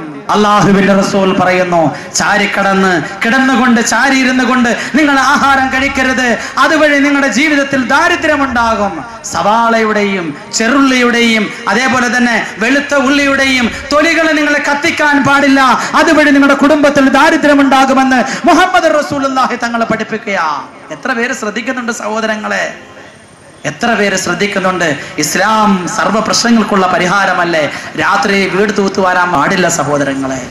ഇതെന്തരെയും പകൽ മൊത്തവും അൽഹംദുലില്ലാഹ് അതിന്റെ മുന്നിലിരിക്കും, കാണാനുള്ളതെല്ലാം കണ്ടിട്ട് നിങ്ങൾ പെട്ടെന്ന് കുളിച്ചിട്ട് വാ, എല്ലാം റെഡിയാക്കി തരാം. രാത്രി ആകുമ്പോഴേക്കും പെട്ടെന്ന് ചൂട് എടുത്തോണ്ട് ഇറക്കാം, പെട്ടെന്ന് ഒരു തൂത്തുവാരിറക്കം. അത് വീട്ടിൽ ദാരിദ്ര്യം ഉണ്ടാക്കി തീർക്കും. രാത്രി വീട് തൂത്തുവാരാൻ പാടില്ല. മഗ്രിബിന്റെയും ഇശാഇന്റെ ഇടയിൽ ഉറങ്ങാൻ പാടില്ല. അസറിന് ശേഷം ഉറങ്ങാൻ പാടില്ല. 40 ദിവസം ഒരാള് തുടർച്ചയായി അസറിന് ശേഷം ഉറങ്ങിക്കഴിഞ്ഞാൽ ഭ്രാന്ത് വരെ ഉണ്ടാകാൻ സാധ്യതയുണ്ട് എന്ന് പണ്ഡിതന്മാർ അവിടെ നിന്ന് നമുക്ക് പറഞ്ഞ് മനസ്സിലാക്കി തരുന്നു. രാത്രി പേ നോക്കാൻ പാടില്ല സഹോദരങ്ങളെ, രാത്രി തയ്ക്കാൻ പാടില്ല സഹോദരങ്ങളെ, അത് ദാരിദ്ര്യമുണ്ടാക്കി തീർക്കും. മണ്ണിൽ കളിക്കാൻ നമ്മുടെ മക്കളെ വിടരുത്, അത് ദാരിദ്ര്യമുണ്ടാക്കി തീർക്കും. അതേപോലെ തന്നെ വീട്ടിന്റെ പടിയിൽ ഇരിക്കാൻ പാടില്ല, വസ്ത്രം ഉരിഞ്ഞു പുതയ്ക്കാൻ പാടില്ല. നല്ല മഴയല്ലയോ, ചൂട് കാരണം കടന്ന അപ്പോഴാണ് മഴ പെയ്തത്, ഉടുത്തിരുന്ന മുണ്ടെടുത്ത് പുതച്ചു. അത് ദാരിദ്ര്യമുണ്ടാക്കി തീർക്കും, ജീവിതത്തിലെ ഐശ്വര്യം കെടുത്തിക്കളയും. അള്ളാഹുവിന്റെ റസൂൽ സല്ലല്ലാഹു അലൈഹി വസല്ലം തങ്ങൾ പറഞ്ഞു, ഉടുത്തിരുന്ന വസ്ത്രം എടുത്തുകൊണ്ട് ആഹാരത്തിന് ശേഷം കല്യാണത്തിലൊക്കെ പോയ ചിലര് ബിരിയാണിയൊക്കെ തിന്ന് വന്നിട്ട് ഒരൊറ്റ പൊക്കങ്ങ് പൊക്കും. അല്ലോ വാതുടയ്ക്കാൻ പൊക്കണായിരിക്കും. വസ്ത്രം ഉടുത്തിയിരുന്ന വസ്ത്രം അതിന്റെ തല പിടിച്ചുകൊണ്ട് നിങ്ങൾ ആഹാരം കഴിച്ച ശേഷം വാതുടയ്ക്കാൻ പാടില്ല, അത് ദാരിദ്ര്യത്തിന് കാരണമായി തീരും, ജീവിതത്തിൽ ബർക്കത്തുണ്ടാവുകയില്ല. ഹബീബായ നബി തങ്ങൾ വീണ്ടും പറയുന്നു, വീടുകളിൽ ചിലന്തി വല കെട്ടി നിൽക്കുന്നുവെങ്കിൽ അത് നിങ്ങൾ മാറ്റണം, അതിൽ ബർക്കത്തുണ്ടാവുകയില്ല. പള്ളിയാകട്ടെ, ഓഫീസാകട്ടെ, റൂമുകളാകട്ടെ, ചിലന്തി വല ഏതൊരു ഭാഗത്ത് അധികരിക്കുന്നോ അത് കാരണം ദാരിദ്ര്യമുണ്ടാകുമെന്ന് മുഹമ്മദ് റസൂലുള്ളാഹി. നിസ്കാരത്തില് ആരാധനകളിൽ അലസത കാണിക്കുന്ന കാരണത്താലും കമഴ്ന്ന് കിടന്ന് കാല് പൊക്കുന്ന കാരണത്താലും ദാരിദ്ര്യമുണ്ടായിത്തീരുമെന്ന് ഹദീസിൽ നമുക്ക് കാണാൻ കഴിയും. വിളക്കൂതി കിടത്താൻ പാടില്ല. പണ്ടൊക്കെ നമ്മുടെ ഉമ്മമാർ പറയും, മോനെ വിളക്കൂതി കിടത്തല്ലേ, പടിക്കറി ഇരിക്കല്ലേ, ഇരിക്കുമ്പോ കാലാട്ടല്ലേ, കമന്ന് കിടന്ന് കാല് പൊക്കല്ലേ. ഇതൊക്കെ ദാരിദ്ര്യത്തിന്റെ സ്വഭാവങ്ങളാണ് എന്ന് ഹദീസിൽ നമുക്ക് കാണാൻ കഴിയും സഹോദരങ്ങളെ. ഹബീബായ റസൂലുള്ളാഹി സ്വല്ലല്ലാഹു അലൈഹി വസല്ലം തങ്ങൾ ഇതെല്ലാം നമുക്ക് വളരെ വ്യക്തമായി പഠിപ്പിച്ചു തരികയാണ്. എങ്ങനെ ജീവിതത്തിലെ മുഴുവൻ പ്രശ്നങ്ങൾക്കുമുള്ള പരിഹാരം പരിശുദ്ധമാക്കപ്പെട്ട ദീനുൽ ഇസ്ലാം നമുക്ക് വ്യക്തമാക്കി തരുന്നുവെങ്കിൽ മുസ്ലിമായ ഞാനും നിങ്ങളും ഇന്ന് ഇസ്ലാമിലെ തത്വാശയങ്ങൾ വിട്ടുകൊണ്ട് വ്യതിചലിച്ചു കൊണ്ടിരിക്കുകയാണ്. ലഖദ് കാന ലക്കും ഫീ റസൂലില്ലാഹി ഉസ്വത്തുൻ ഹസന. അല്ലാഹുവിന്റെ റസൂലിൽ സർവ്വ പ്രശ്നങ്ങൾക്കുമുള്ള പരിഹാരം, ഉത്തമമായ മാതൃക എനിക്ക് നിങ്ങൾക്കും ഉണ്ടെങ്കിൽ പിന്നെ ഞാനും നിങ്ങളും പ്രതിസന്ധിയും പ്രശ്നങ്ങൾക്കും എന്തിന് ആത്മഹത്യ ചെയ്യണം സഹോദരങ്ങളെ? എന്തിന് മദ്യപിക്കണം? എന്തിന് പലിശ വാങ്ങിക്കണം? എന്തിന് നാം ഓരോരുത്തരും അനാശാസ്യ പ്രവർത്തനങ്ങളുമായി ബന്ധപ്പെടണം? തീർച്ചയായും പ്രശ്നങ്ങളും പ്രതിസന്ധികളും ഉണ്ടാകുമ്പോൾ എനിക്ക് നിങ്ങൾക്കും സഹിക്കാൻ കഴിയണം. അല്ലാഹുവിന്റെ റസൂൽ സല്ലല്ലാഹു അലൈഹി വസല്ലം തങ്ങൾ ഒരു ബുദ്ധിമുട്ടിന്റെ അവസ്ഥയിൽ പ്രവാചകന് അവിടെ നിന്ന് വിഷമവും പ്രയാസവും ഭയപ്പെട്ട് പേടിച്ചുകൊണ്ട് ഹിറാ ഗുഹയിൽ അല്ലാഹുവിനെ ആരാധിച്ചു കൊണ്ടിരുന്ന ഹബീബായ നബി തങ്ങളുടെ മുന്നിൽ, നബി തങ്ങളുടെ അടുക്കലേക്ക് നസലൽ അമീൻ മലക്ക് ജിബ്രീൽ അലൈഹിസ്സലാം വന്നപ്പോൾ പേടിച്ച് ഭയപ്പെട്ടുകൊണ്ട് അല്ലാഹുവിന്റെ റസൂൽ വഹീ കേട്ടിട്ട് അവിടെ നിന്ന് പേടിച്ച് ഓടി വന്ന് ഖദീജ ബീവിയുടെ അടുക്കലേക്ക് വന്നു. ഖദീജ ബീവിയുടെ അടുക്കൽ വന്നപ്പോൾ പ്രവാചകൻ വീർത്തിരിക്കുകയാണ്. അല്ലാഹുവിന്റെ റസൂൽ ഖദീജ ബീവിയോട് പറഞ്ഞു, സമ്മിലൂനി യാ ഖദീജ, ഖദീജ എന്നെ പുതപ്പിട്ട് മൂട്, എനിക്ക് വല്ലാത്ത ഭയമാകുന്നു, ഞാൻ പേടിച്ചു പോയി, ജിബ്രീൽ എൻ്റെ അടുക്കൽ വന്നു, ഞാൻ ഭയപ്പെട്ടു പോയി എന്ന് ഖദീജ ബീവിയോട് പറഞ്ഞപ്പോൾ ഖദീജ ബീവി റളിയല്ലാഹു തആല അൻഹു അല്ലാഹുവിന്റെ റസൂലിനെ സമാശ്വസിപ്പിച്ചത്, വല്ലാഹി ലാ യുഹ്സിക അല്ലാഹു അബദാ, നബിയെ അങ്ങ് പേടിക്കണ്ട, അങ്ങ് പ്രയാസപ്പെടണ്ട, അങ്ങ് ഒരിക്കലും വിഷമിക്കണ്ട, അല്ലാഹു തങ്ങളെ പാഴാക്കുകയില്ല. ഇന്നക ലതസ്ലിർ റഹം, അങ്ങ് കുടുംബബന്ധം തീർക്കുന്ന ആളല്ലേ, സമൂഹത്തിൽ ഉണ്ടാകുന്ന ബുദ്ധിമുട്ടുകൾ നീക്കുന്ന ആളല്ലേ. അങ്ങനെ തന്നെ പ്രശ്നങ്ങളും പ്രതിസന്ധികളും ഉണ്ടാകുമ്പോൾ അങ്ങ് ഭയപ്പെടണമെന്ന് അള്ളാഹുവിന്റെ റസൂലിനോട് ഖദീജ ബീവി ചോദിച്ചതുപോലെ എന്റെ പ്രിയപ്പെട്ട സഹോദരങ്ങളെ, ഉമ്മമാരെ, സഹോദരിമാരെ, ജീവിതത്തിൽ പ്രശ്നങ്ങളും പ്രതിസന്ധികളും ഉണ്ടാകുമ്പോൾ എനിക്ക് നിങ്ങൾക്കും ഇസ്ലാമിന്റെ തത്വാശയങ്ങളിൽ അടിയുറച്ചു നിന്നുകൊണ്ട് അത് മുഴുവനും തരണം ചെയ്യാനുള്ള കഴിവുണ്ടാക്കിയെടുക്കുക എന്നതാണ് നാം ഓരോരുത്തരും മുസ്ലിം ആകുന്നത് വഴി നമുക്കുണ്ടായിത്തീരുന്നത്. സർവ്വ പ്രശ്നങ്ങൾക്കുള്ള പരിഹാരമായി തീരണം. എല്ലാ പരിഹാരവും ഇസ്ലാം നമുക്ക് നൽകുന്നില്ലേ? അതുകൊണ്ട് തന്നെ പ്രശ്നങ്ങൾ പരിഹരിക്കാൻ ഏറ്റവും ഉതകുന്ന മാർഗം പരിശുദ്ധമാക്കപ്പെട്ട ദീനുൽ ഇസ്ലാമാണ്. മുഴുവൻ പ്രശ്നങ്ങൾക്കുമുള്ള പരിഹാരം പരിശുദ്ധമാക്കപ്പെട്ട ദീനുൽ ഇസ്ലാം നമ്മെ പഠിപ്പിക്കുന്നുണ്ട്. നമ്മുടെ പ്രശ്നങ്ങൾ പരിഹരിക്കപ്പെടണമെങ്കിൽ നമ്മൾ നമ്മുടെ നാട്ടിലുള്ള സാധുക്കളുടെ പ്രശ്നങ്ങളിലേക്ക് ഇറങ്ങിച്ചെല്ലണം. നമ്മുടെ ബുദ്ധിമുട്ടുകൾ അതൊരു വലിയ ബുദ്ധിമുട്ടായി കാണണമെങ്കിൽ മറ്റുള്ളവരുടെ ബുദ്ധിമുട്ടുകളിലേക്ക് ഇറങ്ങിച്ചെല്ലണം. നമ്മുടെ രോഗം, ആ രോഗത്തിന്റെ ഗൗരവം അറിയണമെങ്കിൽ മെഡിക്കൽ കോളേജിലേക്കൊന്ന് പോയി നോക്ക് സഹോദര. അള്ളാഹു നമുക്ക് തന്ന രോഗം എത്ര ചെറുതാണ്. കൈയില്ലാത്തവർ, കാലില്ലാത്തവർ, കണ്ണില്ലാത്തവർ, മാരകമായ രോഗങ്ങളുമായി വേദനയിൽ കഴിയുന്ന ധാരാളം സഹോദരങ്ങളിലെ നമുക്ക് കാണാൻ കഴിയും. അപ്പോഴല്ലേ നമുക്ക് മനസ്സിലാകുന്നത് അള്ളാഹു നൽകിയ തലവേദന എത്ര ചെറുതാണ് സഹോദര. നമുക്കിതൊന്നും വലിയ ബുദ്ധിമുട്ടുകളില്ല. അതുകൊണ്ട് തന്നെ അള്ളാഹുവിന്റെ അനുഗ്രഹത്തിനെ കുറിച്ച് ഓർക്കുക സഹോദരങ്ങളെ. നമ്മുടെ ബുദ്ധിമുട്ടുകൾ നമ്മൾ അറിയണമെങ്കിൽ നമ്മേക്കാൾ താഴ്ന്നവരിലേക്ക് നോക്കുക. അവന്റെ അവസ്ഥയും അവന്റെ സാഹചര്യങ്ങളും അറിയണം. അതുകൊണ്ട് തന്നെ ജീവിതത്തിൽ ധാരാളം നന്മകൾ ഞാനും നിങ്ങളും ചെയ്യാറുണ്ട്. ആ നന്മകളെല്ലാം അള്ളാഹു സ്വീകരിക്കട്ടെ, അള്ളാഹുവിന്റെ കബൂലാകട്ടെ. തന്റെ സഹോദരന്റെ ബുദ്ധിമുട്ടുകൾ അറിയലേ വലിയ ഇബാദത്താ. ഒരിക്കൽ മൂസാ നബി അലൈഹിസ്സലാമിനോട് അള്ളാഹു ചോദിച്ചു, ഹൽ അമിൽത അമലൻ സാലിഹൻ യാ മൂസാ, മൂസാ സാലിഹായ വല്ല സൽക്രമങ്ങളും നീ ചെയ്തിട്ടുണ്ടോ? സാലിഹായ വല്ല കർമ്മങ്ങളും ചെയ്തിട്ടുണ്ടോ? മുസ്ലിമായി ജീവിച്ച് മുസ്ലിമായി മരിക്കാൻ അള്ളാഹു തൗഫീഖ് നൽകട്ടെ. എത്ര പേർക്ക് മുസ്ലിമായി ജീവിച്ചതുപോലെ മരിക്കാൻ കഴിയും? എത്ര പേർ അതിനെ കുറിച്ച് ചിന്തിച്ചിട്ടുണ്ട്? ഇസ്ലാം സർവ്വ പ്രശ്നങ്ങൾക്കുള്ള പരിഹാരമല്ലേ? മൂസാ നബി അലൈഹിസ്സലാമിനോട് അള്ളാഹു ചോദിച്ചു, ഹൽ അമിൽത അമലൻ സാലിഹാ, മൂസാ വല്ല സാലിഹായ കർമ്മങ്ങളും നീ ചെയ്തോ? മൂസാ നബി പറഞ്ഞു, അല്ലാഹ് സല്ലൈതു ലക, നിനക്ക് വേണ്ടി ഞാൻ നമസ്കരിച്ചു അല്ലാ, വസുംതു ലക, നിനക്ക് വേണ്ടി ഞാൻ നോമ്പ് പിടിച്ചു അല്ലാ, വസബ്ബഹ്തു ലക, നിനക്ക് വേണ്ടി ഞാൻ തക്ബീറുകൾ പറഞ്ഞു അല്ലാ. അല്ലാഹു തആല മൂസ നബിയോട് പറഞ്ഞു, മൂസ ഇതെല്ലാം നീ നിനക്ക് വേണ്ടി ചെയ്തതാണ്. നിസ്കരിച്ചത് നിനക്ക് വേണ്ടിയാണ്, നോമ്പ് പിടിച്ചത് നിനക്ക് വേണ്ടിയാണ്, ദിക്റുകൾ പറഞ്ഞത് നിനക്ക് വേണ്ടിയാണ്, ഈ നന്മകൾ ചെയ്തതെല്ലാം നിനക്ക് വേണ്ടിയാണ്. നീ എനിക്ക് വേണ്ടി എന്ത് ചെയ്തു മൂസ? അല്ലാഹു തആല മൂസ നബിയോട് ചോദിച്ചു. മൂസ നബി കരയാൻ തുടങ്ങി. അല്ലാഹു തആല പറഞ്ഞു, മൂസ നീ നിസ്കരിച്ചത് എനിക്ക് വേണ്ടിയല്ല, നിസ്കരിച്ചത് നിനക്ക് വേണ്ടിയാണ്. അസ്സലാത്തു ജവാസുൻ അലസ്സിറാത്ത്, ദുനിയാവിലെ ധാരാളം പ്രശ്നങ്ങൾക്കുള്ള പരിഹാരമാണ് നിസ്കാരം. ഖബറിലെ ജീവിതത്തിന്റെ സന്തോഷത്തിന് വേണ്ടി ഉള്ളതാ നിസ്കാരം. അർശിന്റെ തണൽ ലഭിക്കാൻ കാരണമാണ് നിസ്കാരം. സിറാത്ത് മിന്നൽ വേഗത്തിൽ അക്കരെ കടക്കാനുള്ള പ്രവൃത്തിയാണ് നിസ്കാരം. നിസ്കരിച്ചത് നിനക്ക് വേണ്ടിയാണ്. വസ്വംതു ലക, നോമ്പ് പിടിച്ചത് നിനക്ക് വേണ്ടിയാണ് അല്ലാഹുവേ എന്ന് മൂസ നബി പറഞ്ഞപ്പോൾ അല്ലാഹു പറയുന്നു, മൂസ വസൗമു ജുന്നത്തും മിനന്നാർ, നോമ്പ് എനിക്ക് വേണ്ടിയല്ല നീ പിടിച്ചത്, നോമ്പ് നിനക്ക് വേണ്ടിയാ പിടിച്ചത്.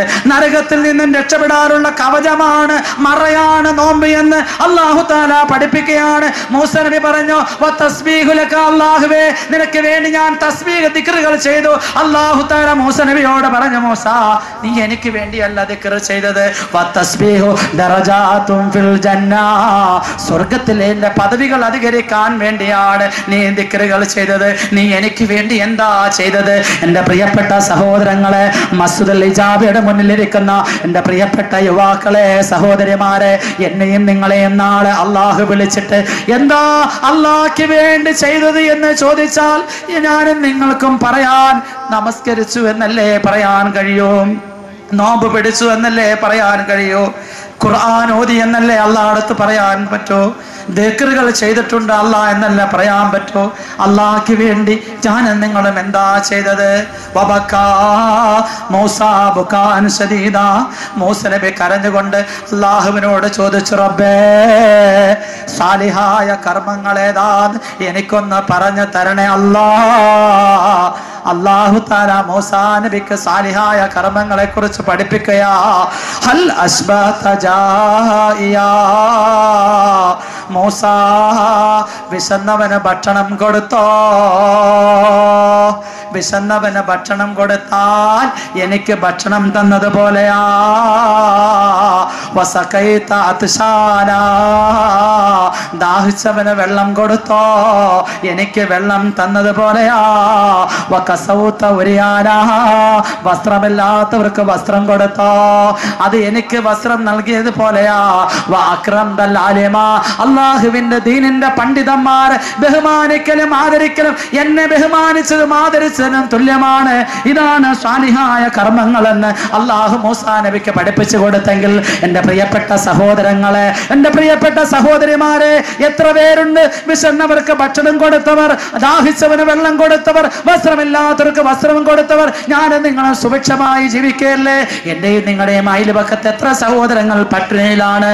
എത്ര പേര് വെള്ളമില്ലാതെ ബുദ്ധിമുട്ടുന്നു, വസ്ത്രമില്ലാതെ ബുദ്ധിമുട്ടുന്നു? യഥാർത്ഥ മുസ്ലിം എന്ന് വെച്ചാൽ തന്റെ സഹോദരന്റെ വിഷമങ്ങൾ അറിയുന്നവനാ. ഞാനും നിങ്ങളും ജീവിക്കുന്ന ഈ തിരുവനന്തപുരം ജില്ലയിലെ പേരൂർ കടയിലല്ലേ കഴിഞ്ഞ വർഷം എൻ്റെ പ്രിയപ്പെട്ട സഹോദരങ്ങളെ, നാടോടിയായ ഒരു പെണ്ണ് ഒരു സഹോദരന്റെ വീട്ടിലേക്ക് വിശന്ന അവശയായിട്ട് ഒരല്പം ഭക്ഷണം ചോദിച്ചുകൊണ്ട് കയറി ചെല്ലുമ്പോൾ 22,000 രൂപ വിലയുള്ള പട്ടിയെ അഴിച്ചുവിട്ടിട്ട് ആ പട്ടി ആ നാടോടിയായ ആ തമിഴത്തിയായ പെണ്ണിന്റെ ശരീരത്തിലുള്ള വസ്ത്രം മുഴുവനും വലിച്ചു കീറി ശരീരം മുഴുവൻ മാസകലം മുറിവുപെടുത്തി ആ ഗേറ്റിന്റെ വെളിയിലേക്ക് വിട്ട വാർത്ത ഞാനും നിങ്ങളും കണ്ടവരല്ലേ? വിശന്നവർക്ക് ഭക്ഷണം കൊടുക്കാൻ മനസ്സ് കാണിക്കാത്ത ജനങ്ങളുള്ള നാട്ടിലല്ലേ ഞാനും നിങ്ങളും ജീവിക്കരുത്? ചങ്ങനാശ്ശേരിയിൽ പുത്തൂർ പള്ളി എന്ന പ്രസിദ്ധമായ ഒരു പള്ളിയുണ്ട് സഹോദരങ്ങളെ. ആ പള്ളിയിൽ ഒരു മക്ബറയുണ്ട്. ആ മക്ബറയുടെ അടുക്കല് വലിയൊരു ആഞ്ഞിലി മരമുണ്ട്. കഴിഞ്ഞ റമളാൻ പത്രത്തിലൂടെ ഞാനും നിങ്ങളും വായിച്ചതാ. 12 വയസ്സുള്ള ഒരു കുട്ടിയാണെങ്കിൽ കഴിക്കാൻ ഭക്ഷണമില്ലാതെ, കഴിക്കാൻ ഭക്ഷണം ലഭിക്കാതെ പള്ളിയിലേക്ക്, പുത്തൂർ പള്ളിയിലേക്ക് നിസ്കരിക്കാൻ വരുന്നവരുടെ ഓരോ മനുഷ്യന്റെ കയ്യിലും കൈ നീട്ടിയിട്ട് ഉച്ചഭക്ഷണത്തിന് കഴിക്കാൻ, എനിക്ക് ആഹാരം വാങ്ങിക്കാൻ എന്തെങ്കിലും പണം തരണമെന്ന് ആവശ്യപ്പെട്ടപ്പോൾ പുത്തൂർ പള്ളിയിലേക്ക് ളുഹർ നിസ്കാരത്തിന് വന്ന ഒരു സഹോദരങ്ങളും ആ 12 വയസ്സുകാരനായ കുട്ടിയെ ശ്രദ്ധിച്ചില്ല. അവസാനം മക്ബറയ്ക്ക് മുന്നിൽ നിൽക്കുന്ന ആഞ്ഞലി മരത്തിലേക്ക് വലിഞ്ഞു കയറിയിട്ട് അതിലുള്ള ആഞ്ഞലിപ്പഴം പറിച്ചു തിന്നാൻ വേണ്ടി 12 വയസ്സുകാരൻ പിടിച്ചാൽ മുറ്റാത്ത ആ ആഞ്ഞലി മരത്തിലേക്ക് വലിഞ്ഞു കയറി അവസാനം അതിന്റെ മുകളിൽ നിന്നും താഴേക്ക് വീണ് മയ്യത്തായി കിടക്കുന്ന അവസ്ഥയല്ലേ പുത്തൂർ പള്ളിയിൽ നിന്ന് ളുഹർ നമസ്കാരം കഴിഞ്ഞു വന്നപ്പോൾ കഴിഞ്ഞ റമളാനിനെ കാണാൻ കഴിഞ്ഞതെങ്കിൽ അല്ലാഹു തആല നമ്മളോട് ചോദിക്കുന്നത് ഹൽ അസ്ബത ജാഇയാ, വിശന്നവർക്ക് ഭക്ഷണം കൊടുത്തോ? ഞാനും നിങ്ങളും സുഭിക്ഷമായ ഭക്ഷണം കഴിക്കുമ്പോൾ ലോകത്ത് ധാരാളം പ്രശ്നങ്ങൾക്ക് പരിഹാരം കാണാൻ കഴിയണം. മുസ്ലിമായ ഒരു മനുഷ്യനെ സംബന്ധിച്ചിടത്തോളം മറ്റുള്ളവന്റെ വിഷമങ്ങളും പ്രയാസങ്ങളും അറിയണം. ഒരു മുസ്ലിമായ സഹോദരന്റെ ആവശ്യത്തിന് വേണ്ടി ഒരു മനുഷ്യൻ തയ്യാറായാൽ 20 വർഷം അല്ലാഹുവിന്റെ പള്ളിയിൽ ഇഅ്തികാഫിരിക്കുന്നതിന്റെ പ്രതിഫലം വാഗ്ദാനം ചെയ്യപ്പെട്ടിട്ടുണ്ടെങ്കിൽ പ്രിയപ്പെട്ട സഹോദരങ്ങളെ, ദാഹിച്ചവന് വെള്ളം കൊടുക്കാൻ എനിക്കും നിങ്ങൾക്കും കഴിഞ്ഞിട്ടുണ്ടോ? വിശന്നവന് ഭക്ഷണം കൊടുക്കാൻ കഴിഞ്ഞിട്ടുണ്ടോ? കഴിഞ്ഞ 2 വർഷം മുമ്പ് കാസർഗോഡ് കുപ്പള LP സ്കൂളിലുള്ള ഒരു വിദ്യാർത്ഥിക്ക് നമ്മുടെ സ്കൂളുകളിലുള്ള വിദ്യാർത്ഥികളെല്ലാം ഒരു കത്തെഴുതുകയുണ്ടായി. കുപ്പളയിലുള്ള മുഹമ്മദൻ LP സ്കൂളിൽ പഠിക്കുന്ന 12 വയസ്സുകാരിയായ ഹരിത എന്ന കുട്ടിക്ക് സ്കൂളിലുള്ള വിദ്യാർത്ഥികളെല്ലാം ഒരു കത്തെഴുതുകയുണ്ടായി. ആ കുട്ടി ചെയ്ത നന്മ എന്തെന്ന് ലോകം ഓരോരുത്തരും അറിയുകയുണ്ടായി. 12 വയസ്സുകാരിയായ ഹരിത എന്ന കുട്ടി, ആ കുട്ടിയുടെ അച്ഛനും അമ്മയും മുട്ടായി വാങ്ങിക്കാൻ, കപ്പലിന്റെ മുട്ടായി വാങ്ങിക്കാൻ, സിപ്പപ്പ് വാങ്ങിക്കാൻ, ബബിൾക്കം വാങ്ങിക്കാൻ വേണ്ടി 50 1 രൂപയുമായി ദിവസവും ആ കുഞ്ഞിന് കൊടുക്കുമായിരുന്നു. 12 വയസ്സുള്ള കാസർഗോഡ് കാസർഗോഡ് ജില്ലയിൽ കുപ്പള എന്ന സ്ഥലത്ത് മുഹമ്മദ് LP സ്കൂളിൽ പഠിക്കുന്ന ഈ ഹരിത എന്ന 12 വയസ്സുകാരിയായ കുട്ടി ആ അച്ഛൻ മിഠായി വാങ്ങിക്കാനും ബബിൾക്കം വാങ്ങിക്കാനും തന്ന 50 1 രൂപയുള്ള ആ പൈസകൾ ഒരു പാത്രത്തിലിട്ട് വെച്ചു. സ്കൂൾ അടയ്ക്കാറായപ്പോൾ ഹരിത എന്ന 12 വയസ്സുള്ള 8ാം ക്ലാസ്സിൽ പഠിക്കുന്ന ഈ പെൺകുട്ടി ആ കാണിക്കപ്പെട്ടി സാറിന്റെ കയ്യിൽ കൊണ്ട് കൊടുക്കുകയാണ്. സാറിന്റെ കയ്യിൽ കൊടുത്തിട്ട് പറഞ്ഞു, സാറേ ഇത് പൊട്ടിച്ചിട്ട് എത്ര രൂപ ഉണ്ടാകണമെന്ന് നോക്കണം. സാറ് ആ കാണിക്കക്കുട്ടി പൊട്ടിച്ചു. എന്നിട്ട് അതിലുള്ള 50 1 രൂപയും എണ്ണി 333 രൂപ 50 പൈസ അതിൻ്റെ ഉള്ളിലുണ്ടായിരുന്നു. ആ ഹരിത എന്ന 12 വയസ്സുകാരിയായ കുട്ടി തൻ്റെ ക്ലാസ് ടീച്ചറോട് പറഞ്ഞു, സാറേ എൻ്റെ കൂടെ പഠിച്ച സുമയ്യ എന്ന എൻ്റെ പ്രിയപ്പെട്ട കൂട്ടുകാരി ഉണ്ടല്ലോ, എൻഡോസൾഫാൻ രോഗം ബാധിച്ചിട്ട് അവളുടെ മൂത്രാശയം മുഴുവനും പുറത്തേക്ക് തള്ളിയിട്ട് രോഗം പിടിച്ചെന്ന് വീട്ടിൽ കിടക്കുകയാണ് സാറേ.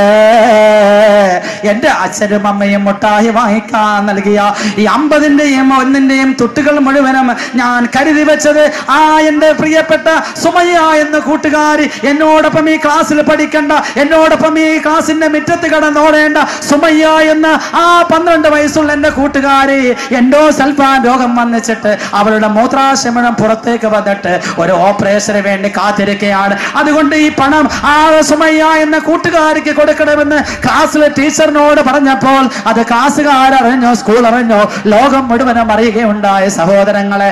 ആ നന്മ ആ ക്ലാസ് സ്കൂളിന് വലിയൊരു മാതൃകയായി. പിറ്റേ ദിവസം ആ സ്കൂളിലുള്ള ഹെഡ് മാസ്റ്റർ മുഴുവൻ കുട്ടികളോടും പറഞ്ഞു, നിങ്ങൾക്ക് മുട്ടായി വാങ്ങിക്കാൻ തരുന്ന മുട്ടായിയുടെ പൈസ നിങ്ങളൊരു കാണിക്ക കുട്ടിയിലാക്കിയിട്ട് സുമയ്യ എന്ന നമ്മുടെ കുട്ടിക്ക് അവളുടെ ഓപ്പറേഷന് വേണ്ടി കൊടുക്കണമെന്ന് പറഞ്ഞപ്പോൾ പിറ്റേ വർഷം 22 ലക്ഷം രൂപ ആ രോഗിയുടെ ചികിത്സയ്ക്ക് വേണ്ടി മാറ്റിവെക്കാൻ കഴിഞ്ഞെങ്കിൽ എൻ്റെ മസ്ജിദുൽ ഇമാമിൽ ജാബിയുടെ മുന്നിൽ താമസിക്കുന്ന ഇവിടെ ഒരുമിച്ച് കൂടിയ സഹോദരങ്ങളെ, ഞാനും നിങ്ങളും എത്ര രൂപയാ മൊബൈൽ ചാർജ് ചെയ്ത് കളയുന്നത്, എത്ര രൂപയാ വീടി വലിച്ച് ചായ കുടിച്ച് കളയുന്നത്. ഒരു നന്മയ്ക്ക് വേണ്ടി എനിക്ക് നിങ്ങൾക്കും തയ്യാറായിക്കൂടെ? നമ്മുടെ നാട്ടിൽ എത്രയോ പാവങ്ങളുണ്ട്, വിവാഹപ്രായമെത്തിയവർ എത്രയോ പേരുണ്ട്. എൻ്റെ മസ്ജിദുൽ ഇജാബയുടെ മുന്നിലിരിക്കുന്ന ധീരനായ ഇവിടെയുള്ള പ്രദേശത്തിലുള്ള എൻ്റെ പ്രിയപ്പെട്ട യുവാക്കളെ, എൻ്റെ ഉമ്മമാരെ, ഇന്ന് മുതൽ ഒരു കാണിക്കപ്പറ്റ വീട്ടിലുണ്ടായിരിക്കണം. അതിൽ നിശ്ചിത സംഖ്യ ഇടണം. അടുത്ത പ്രാവശ്യം അല്ലാഹു തആല തൗഫീഖ് തരുമെങ്കിൽ ഈ മഹത്തായ മതവിജ്ഞാന സദസ്സിൽ വെച്ചുകൊണ്ട് ഒരു പാവപ്പെട്ട കുട്ടിയുടെ വിവാഹത്തിന് വേണ്ടി ഏതെങ്കിലും ഒരു നന്മയ്ക്ക് വേണ്ടി ഒരു നല്ല തുക കൊടുത്ത് സഹായിക്കാൻ എനിക്കും നിങ്ങൾക്കും ഈ വാദം ഉപയോഗപ്പെടട്ടെ. അള്ളാഹു അതിനുള്ള തൗഫീഖ് നൽകട്ടെ. ഇതൊക്കെയാണ് പരിശുദ്ധമാക്കപ്പെട്ട ദീനുൽ ഇസ്ലാം എന്നെയും നിങ്ങളെയും പഠിപ്പിക്കുന്നത്.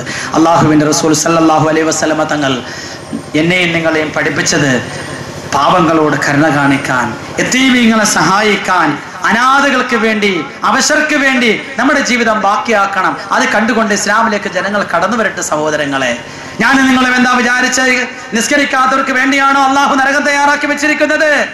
നോമ്പ് പിടിക്കാത്തവർക്ക് വേണ്ടി മാത്രമാണോ സഹോദരങ്ങളെ? മദ്യപാനികൾക്കും വ്യഭിചാരികൾക്കും വേണ്ടി മാത്രമാണോ അള്ളാഹു നരകം തയ്യാറാക്കി വെച്ചിരിക്കുന്നത്? പലരും അങ്ങനെയാണ് വിചാരിച്ചിരിക്കുന്നത്. നിസ്കരിക്കാത്തവരെ കത്തിക്കാളുന്ന നരകത്തിലിട്ട് ഉരുക്കിക്കളയുമല്ല, നോമ്പ് പിടിക്കാത്തവരെ അങ്ങനെ ശിക്ഷിക്കുമല്ല, വ്യഭിചരിക്കുന്നവർക്ക് അള്ളാഹു അങ്ങനെ ശിക്ഷ കൊടുക്കും. ഇതൊക്കെ ശരിയാണ് സഹോദരങ്ങളെ. നോമ്പ് പിടിക്കാത്തവർക്കും നിസ്കരിക്കാത്തവർക്കും വ്യഭിചാരികൾക്കും കള്ളുകുടിയന്മാർക്കും വേണ്ടി മാത്രമല്ല അള്ളാഹു നരകത്തെ പടച്ചത്. അള്ളാഹു പരിശുദ്ധമാക്കപ്പെട്ട ഖുർആനിൽ കൂടെ പറയുന്നു, വലഖദ് ദറഅനാ ലിജഹന്നമ കസീറൻ മിനൽ ഇൻസി വൽ ജിൻ ലഹും ഖുലൂബുൻ ലാ യഫ്ഖഹൂന ബിഹാ വലഹും അയ്യുനുൻ ലാ യുബ്സിറൂന ബിഹാ വലഹും ആദാനുൻ ലാ യസ്മഊന ബിഹാ ഉലൈക കൽ അല്ലാഹു തആല പരിശുദ്ധമാക്കപ്പെട്ട ഖുർആനിലൂടെ പറയുകയാണ്, മനുഷ്യവർഗത്തിൽ നിന്നും ജിന്നുവർഗത്തിൽ നിന്നും നരകത്തിലേക്ക് വേണ്ടി ഒരു വിഭാഗം ആൾക്കാരെ ഞാൻ തയ്യാറാക്കി വെച്ചിട്ടുണ്ട്. ലഹും ഖുലൂബുൻ ലാ യഫ്ഖഹൂന ബിഹാ, അവർക്ക് കൊടുത്ത ഹൃദയം കൊണ്ട് അവർ ഈ കാര്യങ്ങളൊന്നും കാണുന്നില്ല. പാവപ്പെട്ടവന്റെ അവസ്ഥ മനസ്സിലാക്കുന്നില്ല, ആവശ്യങ്ങൾ അറിയുന്നില്ല, അവന്റെ ബുദ്ധിമുട്ടുകൾ അറിയുന്നില്ല, തന്റെ സഹോദരന്റെ വിഷമങ്ങൾ അറിയുന്നില്ല, അവന്റെ കഷ്ടപ്പാട് അറിയുന്നില്ല. കണ്ണു കൊടുത്തിട്ട് അവരുടെ ബുദ്ധിമുട്ടുകൾ കാണുന്നില്ല. ചെവി കൊടുത്തിട്ട് അവരിങ്ങനെയുള്ള കാര്യങ്ങളെ കേൾക്കുന്നില്ല. അങ്ങനെ ഉള്ളവരുണ്ടല്ലോ, മൃഗത്തെക്കാൾ കടകെട്ടവരാണ്. അവർക്ക് വേണ്ടി അള്ളാഹു നരകം നരകം സംവിധാനം ചെയ്തു വെച്ചിരിക്കുന്നു. ഉലൈക ഹുമുൽ ഗാഫിലൂൻ, അവരത്തെ അശ്രദ്ധര്. നിസ്കരിക്കാത്തവർക്ക് വേണ്ടി മാത്രമല്ല, ഇങ്ങനെയുള്ള കാര്യങ്ങൾ കണ്ടിട്ട് അതിനു വേണ്ടി സഹായിക്കാത്തവർക്കും നരകമുള്ളത്. അള്ളാന്റെ റസൂലിൽ നിന്നും അബൂ ഹുറൈറ റളിയല്ലാഹു അൻഹു റിപ്പോർട്ട് ചെയ്യപ്പെടുന്ന ഹദീസിൽ വരുന്നുണ്ട്, അലാ കുല്ലി മുസ്ലിമിൻ സദഖ, എല്ലാ മുസ്ലിമിന്റെ മേലും ധർമ്മം ചെയ്യല്, ദാനം കൊടുക്കല് അല്ലാഹു തആല നിർബന്ധമാക്കിയിരിക്കുന്നു. ഹബീബായ നബി തങ്ങൾ പറയുന്നു, അസ്സദഖതു റദ്ദുൽ ബലാ, സദഖ കൊണ്ട് ധാരാളം വിപത്തുകൾ നമ്മുടെ ജീവിതത്തിൽ നിന്ന് മാറിപ്പോകുന്നതാണ്. സദഖ വഴി പല പ്രശ്നങ്ങളെയും പരിഹരിക്കാൻ കഴിയും. അലാ കുല്ലി മുസ്ലിമിൻ സദഖ, എല്ലാ മുസ്ലിമിന്റെ മേലും ദാനധർമ്മം ചെയ്യൽ നിർബന്ധമാ. സഹാബാക്കളിൽ ഒരാൾ എഴുന്നേറ്റുകൊണ്ട് ചോദിച്ചു, ഫൈലം യജിദ് യാ റസൂലല്ലാഹ്, സദഖ ചെയ്യാൻ എൻ്റെ കയ്യിൽ ഒന്നുമില്ലെങ്കിൽ ഞാൻ എന്താണ് ചെയ്യേണ്ടത്? അല്ലാഹുവിന്റെ റസൂൽ ആ സഹാബിയോട് പറഞ്ഞു, ഫയഅമലു ബിയദയ്യ, നിന്റെ കൈ കൊണ്ട് എന്തെങ്കിലും ജോലി ചെയ്യുക, വയതസദ്ദഖ്, എന്നിട്ട് നീ സദഖ ചെയ്യുക. അല്ലാഹുവിന്റെ റസൂൽ സല്ലല്ലാഹു അലൈഹി വസല്ലം തങ്ങളോട് ആ സഹാബി വീണ്ടും പറഞ്ഞു, ഫൈലം യജിദ് യാ റസൂലല്ലാഹ്, സ്വന്തം കൈ കൊണ്ട് ജോലി ചെയ്യാൻ എനിക്ക് കഴിഞ്ഞില്ലെങ്കിൽ ഞാൻ എന്താണ് ചെയ്യേണ്ടത്? അല്ലാഹുവിന്റെ റസൂൽ പറഞ്ഞു, ഫയുഈനു ദൽ ഹാജത്തുൽ മൽഹൂഫ, ദുഃഖിതരായ ആവശ്യക്കാരന്റെ ആവശ്യത്തില് നീ സഹായിയായി തീരണം. ഒരു നന്മയുണ്ടായി തീരുമ്പോൾ, ഒരു നന്മയ്ക്ക് വേണ്ടി ഒരുമിച്ച് കൂടുമ്പോൾ നമ്മളാൽ കഴിയുന്ന സദഖകൾ ചെയ്യണം. ബഹുമാനപ്പെട്ട സഹോദരങ്ങളെ, എൻ്റെ ഉമ്മമാരെ, ഒരിക്കൽ അല്ലാഹുവിന്റെ റസൂല് സഹാബത്തിനോടൊരു പള്ളി നിർമ്മാണത്തിന് വേണ്ടി സമ്പാദ്യം കൊണ്ടുവരാൻ അവിടുന്ന് ആവശ്യപ്പെട്ടു.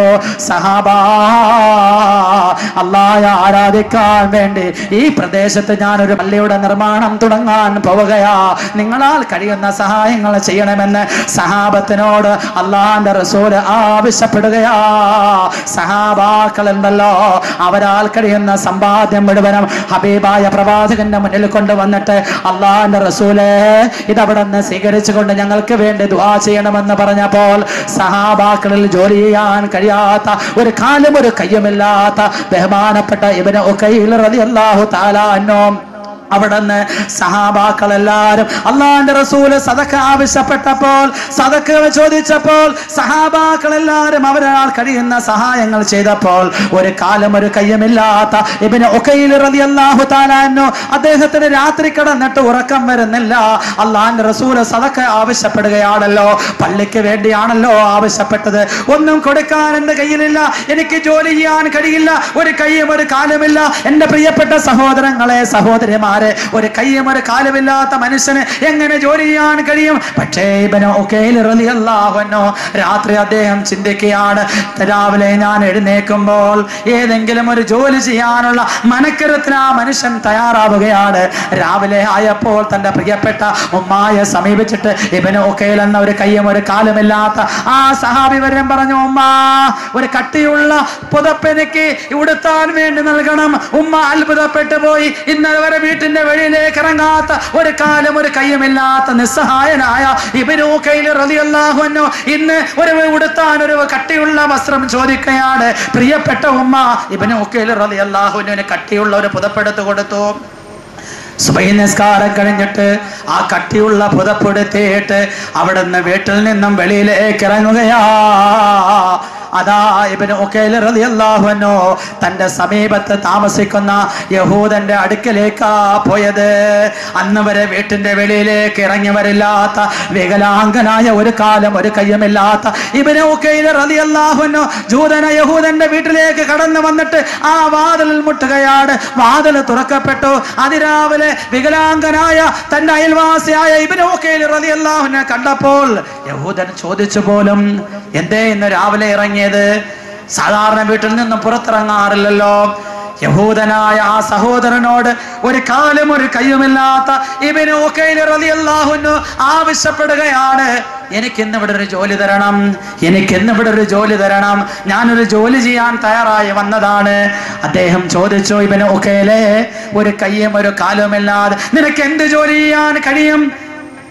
എന്ത് ജോലി എടുക്കാൻ കഴിയും?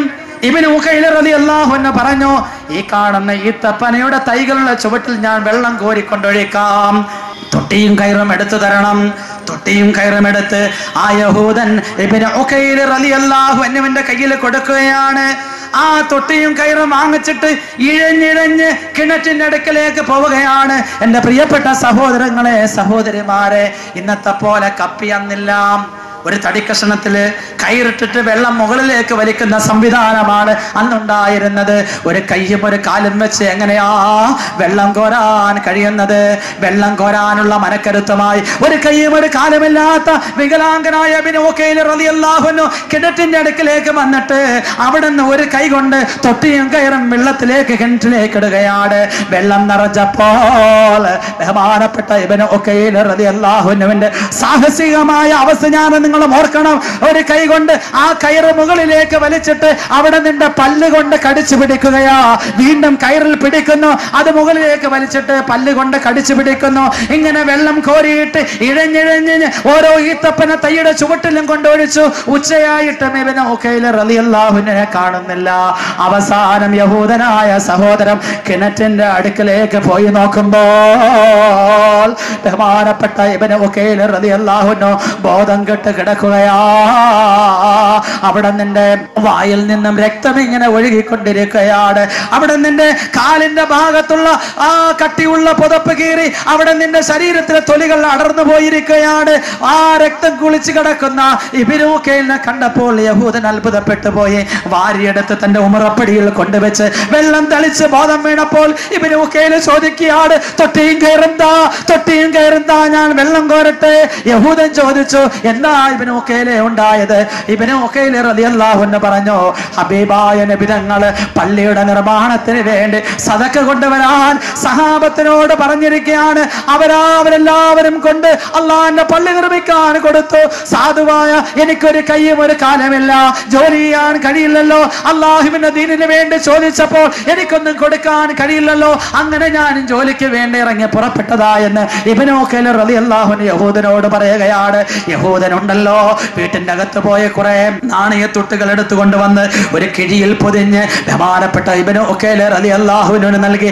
ആ കിഴി വായിൽ കടിച്ചു പിടിച്ചുകൊണ്ട് രക്തം ഒഴുക്കിക്കൊണ്ട് ഇലാ ഹദറത്തി റസൂലില്ലാഹ് ഹബീബായ നബി സല്ലല്ലാഹു അലൈഹി വസല്ലമ തങ്ങളിരിക്കുന്ന പരിശുദ്ധമായ പള്ളിയിലേക്ക് സഹാബാക്കൾ എല്ലാവരും ഒരുമിച്ച് കൂടിയിരിക്കുന്ന പള്ളിയിലേക്ക് ഇഴഞ്ഞിഴഞ്ഞ് നീങ്ങുകയാണ്. സഹോദരങ്ങളെ, മഗ്രിബിന് ബാങ്ക് കൊടുത്തു. സഹാബാക്കളെല്ലാം നിസ്കാരം കഴിഞ്ഞ് ഇങ്ങനെ ഇരിക്കുമ്പോൾ ഇബ്നു ഉഖൈൽ റളിയല്ലാഹു അൻഹു നിരങ്ങി പ്രവാചകന്റെ അടുക്കൽ വന്നിട്ട് അസ്സലാമു അലൈക്കും യാ റസൂലല്ലാഹ്, അസ്സലാമു അലൈക്കും യാ ഹബീബല്ലാഹ്, അസ്സലാമു അലൈക്കും യാ സഫിയല്ലാഹ്, അസ്സലാമു അലൈക്കും യാ ഖൈറ ഖൽഖില്ലാഹ്. കാരുണ്യവാനായ റഹ്മത്തുൽ ലിൽ ആലമീനായ പ്രവാചകന്റെ അടുക്കൽ സലാം പറയുകയാ. അല്ലാഹുവിന്റെ റസൂലും സഹാബാക്കളും സലാം കേട്ട പ്രദേശത്തേക്ക് നോക്കുമ്പോൾ രക്തമൊഴുകിക്കൊണ്ട് വികലാംഗനായ ഒരു കൈയും ഒരു കാലുമില്ലാത്ത ഇബ്നു ഉഖൈൽ പള്ളിയുടെ വരാന്തയിൽ വന്നിരുന്നു കൊണ്ട് സലാം പറയുകയാണ്. അലി റളിയല്ലാഹു അൻഹു എഴുന്നേറ്റ് ഓടി വന്നു. ഉമർ റളിയല്ലാഹു അൻഹു എഴുന്നേറ്റ് ഓടി വന്നു. ഇബ്നു ഉഖൈലിനോട് ചോദിച്ചു, ഇബ്നു ഉഖൈൽ, ആരാ നിന്നെ അടിച്ചത്? ആരാ നിന്നെ മർദ്ദിച്ചത്? ആരാ നിന്നെ അടിക്കുകയും ശകാരപ്പെടുത്തുകയും ചെയ്തത്? ആരാ നിന്നെ ഈ കോലത്തിലാക്കിയത്? ഇബ്നു ഉഖൈൽ റളിയല്ലാഹു അൻഹു പറഞ്ഞു, എന്റെ റസൂലിന്റെ അടുക്കലേക്ക് എനിക്ക് പോകണം. ഹബീബായ നബി തങ്ങൾ സല്ലല്ലാഹു അലൈഹി വസല്ലമ തങ്ങളുടെ അടുക്കൽ ഇബ്നു ഉഖൈൽ രക്തം വാർന്നൊഴുകിക്കൊണ്ട് പള്ളിയുടെ മുറ്റത്ത് വന്നിരിക്കുന്ന രംഗം കണ്ട് സഹാബാക്കൾ ചെന്ന് പറഞ്ഞപ്പോൾ ഹബീബായ നബി തങ്ങൾ എഴുന്നേറ്റ് അവിടെ നിന്ന് ഇബ്നു ഉഖൈലിന്റെ അടുക്കലേക്ക് നടന്നു വരികയാ. ഇബ്നു ഉഖൈലിന്റെ വായിൽ നിന്ന് രക്തം ഇങ്ങനെ ഒഴുകുന്നുണ്ട്. ഏതോ ഒരു പണക്കിഴി വായിൽ കടിച്ചു പിടിച്ചിട്ടുണ്ട്. കയ്യിലും അതേപോലെ തന്നെ കാലിലും രക്തം ഇങ്ങനെ ഒഴുകിക്കൊണ്ടിരിക്കുകയാണ്. ഇബ്നു ഉഖൈൽ റളിയല്ലാഹു അൻഹുവിനെ അല്ലാഹുവിന്റെ റസൂലിന്റെ ശറഫാക്കപ്പെട്ട ശരീരം കൊണ്ട് ആ ഇബ്നു ഉഖൈൽ എന്ന ഒരു കയ്യും ഒരു കാലുമില്ലാത്ത സഹാബിയുടെ രക്തം മാറുന്ന ശരീരത്തെ അല്ലാഹുവിന്റെ റസൂൽ വാരിയെടുക്കുകയാണ്. ആ വാരിയെടുത്തുകൊണ്ട് പ്രവാചകൻ നിസ്കരിച്ച മുസല്ലയിൽ കൊണ്ടിരുത്തുകയാണ്. സലാത്തുല്ലാഹ് സലാമുല്ലാഹ് അലാ താഹ റസൂലില്ലാഹ്, സലാത്തുല്ലാഹ് സലാമുല്ലാഹ് അലാ യാസീൻ ഹബീബില്ലാഹ്. കാരുണ്യവാനായ പ്രവാചകൻ മുസല്ലയിൽ എടുത്തിരുത്തിയിട്ട് ഇബ്നു ഉഖൈലോട് ചോദിച്ചു, ഉഖൈലേ, എന്താ ഉണ്ടായത്? വല്ല അടിപിടിയും ഉണ്ടായോ? കിഴിയുടെ ഉള്ളിൽ പണമുണ്ടല്ലോ, ആരെങ്കിലുമായി നീ മൽപ്പിടുത്തം നടത്തിയോ? അതല്ല ഇബ്നു ഉഖൈൽ, നിന്നെ ആരെങ്കിലും അടിച്ചിട്ട് അതിനുള്ള പരിഹാരമായിട്ടാണോ ഈ സംഖ്യ തന്നു വിട്ടത്? ഇബ്നു ഉഖൈൽ റളിയല്ലാഹു അൻഹു ഹബീബായ പ്രവാചകനോട് ചേർന്നിട്ട് പറഞ്ഞു, അല്ലാഹുവിന്റെ റസൂലേ, അങ്ങ് ഇന്നലെ നിസ്കാരം കഴിഞ്ഞപ്പോൾ പറഞ്ഞില്ലേ, അലാ കുല്ലി മുസ്ലിമിൻ സദഖ, എല്ലാ മുസ്ലിമും ധർമ്മം ചെയ്യണം, എന്തെങ്കിലും സദഖ ചെയ്യണം. ഓരോ സഹാബാക്കളും പള്ളിയുടെ നിർമ്മാണത്തിന് വേണ്ടി അവരാൾ കഴിയുന്ന സദഖകൾ കൊണ്ടുതന്നു.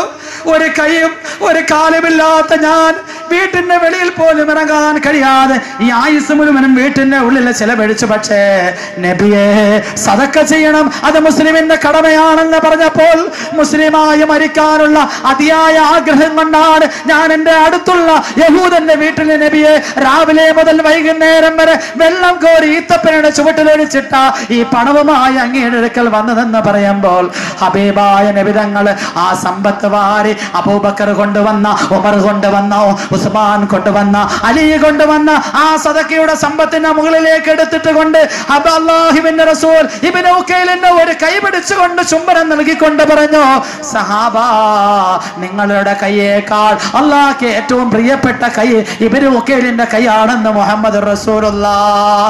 എത്ര സാഹസപ്പെട്ടുകൊണ്ടാ അല്ലാഹുവിന്റെ ദീനിന് വേണ്ടി, പള്ളി നിർമ്മാണത്തിന് വേണ്ടി, പാവങ്ങളെ സഹായിക്കാൻ വേണ്ടി സഹാബത്ത് ഇത്രയധികം ത്യാഗങ്ങൾ സഹിക്കേണ്ടി വന്നെങ്കിൽ എൻ്റെ പ്രിയപ്പെട്ട മുസ്ലിമേ, സാലിഹായ നല്ല കർമ്മങ്ങളും ചെയ്തോ എന്ന് അള്ളാഹു എന്നോടും നിങ്ങളോടും ചോദിക്കുമ്പോൾ നാളെ അള്ളാഹുടെ മുന്നിൽ എടുത്തു പറയാനുള്ള ഒരു വലിയ സൽക്രമം ജീവിതത്തിൽ കരുതി വെക്കേണ്ടതുണ്ട്. അള്ളാഹു തആല സ്വീകരിക്കുമാറാകട്ടെ, കബൂൽ ചെയ്യുമാറാകട്ടെ. മുഴുവൻ പ്രശ്നങ്ങൾക്കുള്ള പരിഹാരം ഇസ്ലാമിലുണ്ട് സഹോദരങ്ങളെ. നിസ്കാരത്തിലൂടെ, നോമ്പിലൂടെ, ഹജ്ജിലൂടെ, സക്കാത്തിലൂടെ, സലാത്തിലൂടെ, ഖുർആൻ പാരായണത്തിലൂടെ, ദാനധർമ്മത്തിലൂടെ, സദഖയിലൂടെ നമ്മുടെ പ്രശ്നങ്ങൾ പരിഹരിക്കാൻ കഴിയണം. ആ പ്രശ്നങ്ങൾ പരിഹരിക്കുമ്പോൾ നാം യഥാർത്ഥ വിശ്വാസികളായി തീരും. നമ്മുടെ പ്രശ്നങ്ങൾ അതുവഴി പരിഹരിക്കവഴി അള്ളാഹു ഒരു കണ്ണും കണ്ടിട്ടില്ലാത്ത, ഒരു കാതും കേട്ടിട്ടില്ലാത്ത, ഒരു മനസ്സിനും ചിന്തിച്ച് തീർക്കാൻ കഴിഞ്ഞിട്ടില്ലാത്ത അനുഗ്രഹം കൊണ്ട് നിറയ്ക്കപ്പെട്ട സ്വർഗത്തിലേക്ക് എനിക്ക് നമുക്ക് ഓരോരുത്തർക്കും എത്തിച്ചേരാൻ കഴിയും. അള്ളാഹു അതിനുള്ള തൗഫീഖ് നൽകി അനുഗ്രഹിക്കുമാറാകട്ടെ. അൽഹംദുലില്ലാഹി റബ്ബിൽ ആലമീൻ. اللهم صل على سيدنا محمد وعلى آل سيدنا ومولانا محمد. اللهم انزله المقعد المقرب عندك يوم القيامة. കരുണയുള്ള ദയാലുവായ അല്ലാഹുവേ, ഗഫൂറും ഗഫാറുമായ തമ്പുരാനെ, സാധുക്കളായ ഞങ്ങളെ ഒരുമിച്ച് കൂടുന്ന നീ സ്വീകരിക്കണേ അല്ലാ. ഞങ്ങളുടെ നിസ്കാരങ്ങൾ നീ കബൂലാക്കണേ അല്ലാ. ഖുർആൻ പാരായണം കബൂലാക്കണേ അല്ലാ. ദിക്ർ സലാത്തുകൾ കബൂലാക്കണേ അല്ലാ. ദാനധർമ്മങ്ങൾ സ്വീകരിക്കണേ അല്ലാ. ജീവിതത്തിൽ ചെയ്ത എല്ലാ നന്മകളും നീ കബൂലാക്കണേ അല്ലാ. ഞങ്ങളുടെ അമലുകൾ ധാരാളം കുറവുകളും പോരായ്മകളും ഉണ്ട് അല്ലാ. നിനക്ക് വേണ്ടാന്ന് പറഞ്ഞ് ഞങ്ങളുടെ മുഖത്തേക്ക് വലിച്ചെറിയല്ലേ അല്ലാ. ഞങ്ങൾ പരാജയപ്പെട്ടു പോകും തമ്പുരാനെ.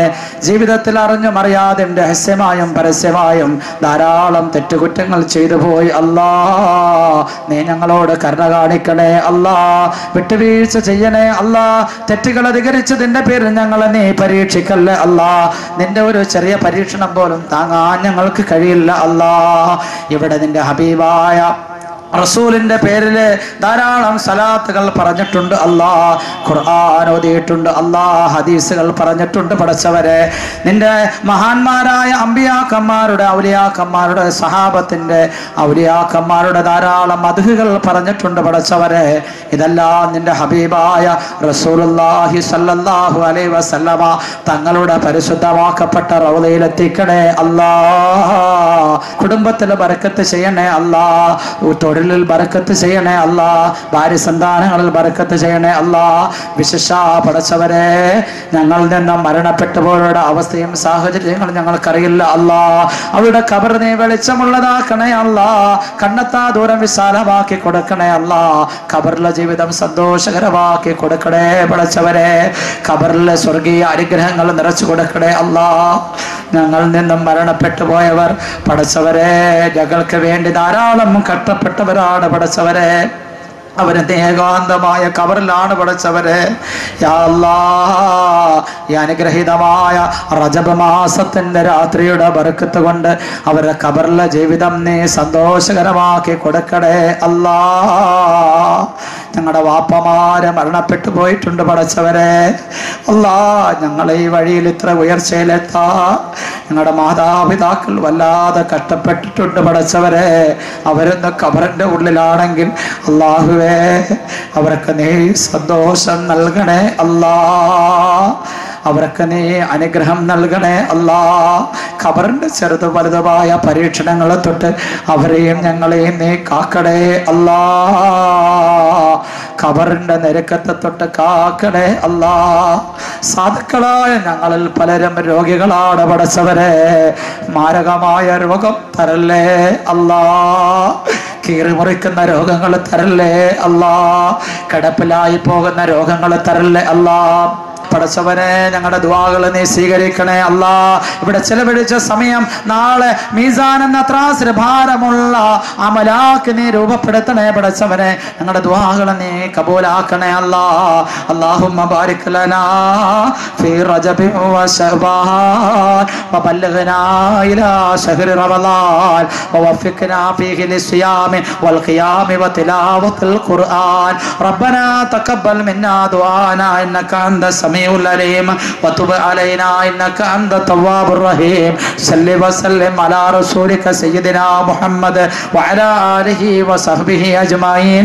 سبحان ربك رب العزة عما يصفون وسلام على المرسلين والحمد لله رب العالمين بفضله. صلى الله على محمد صلى الله عليه وسلم.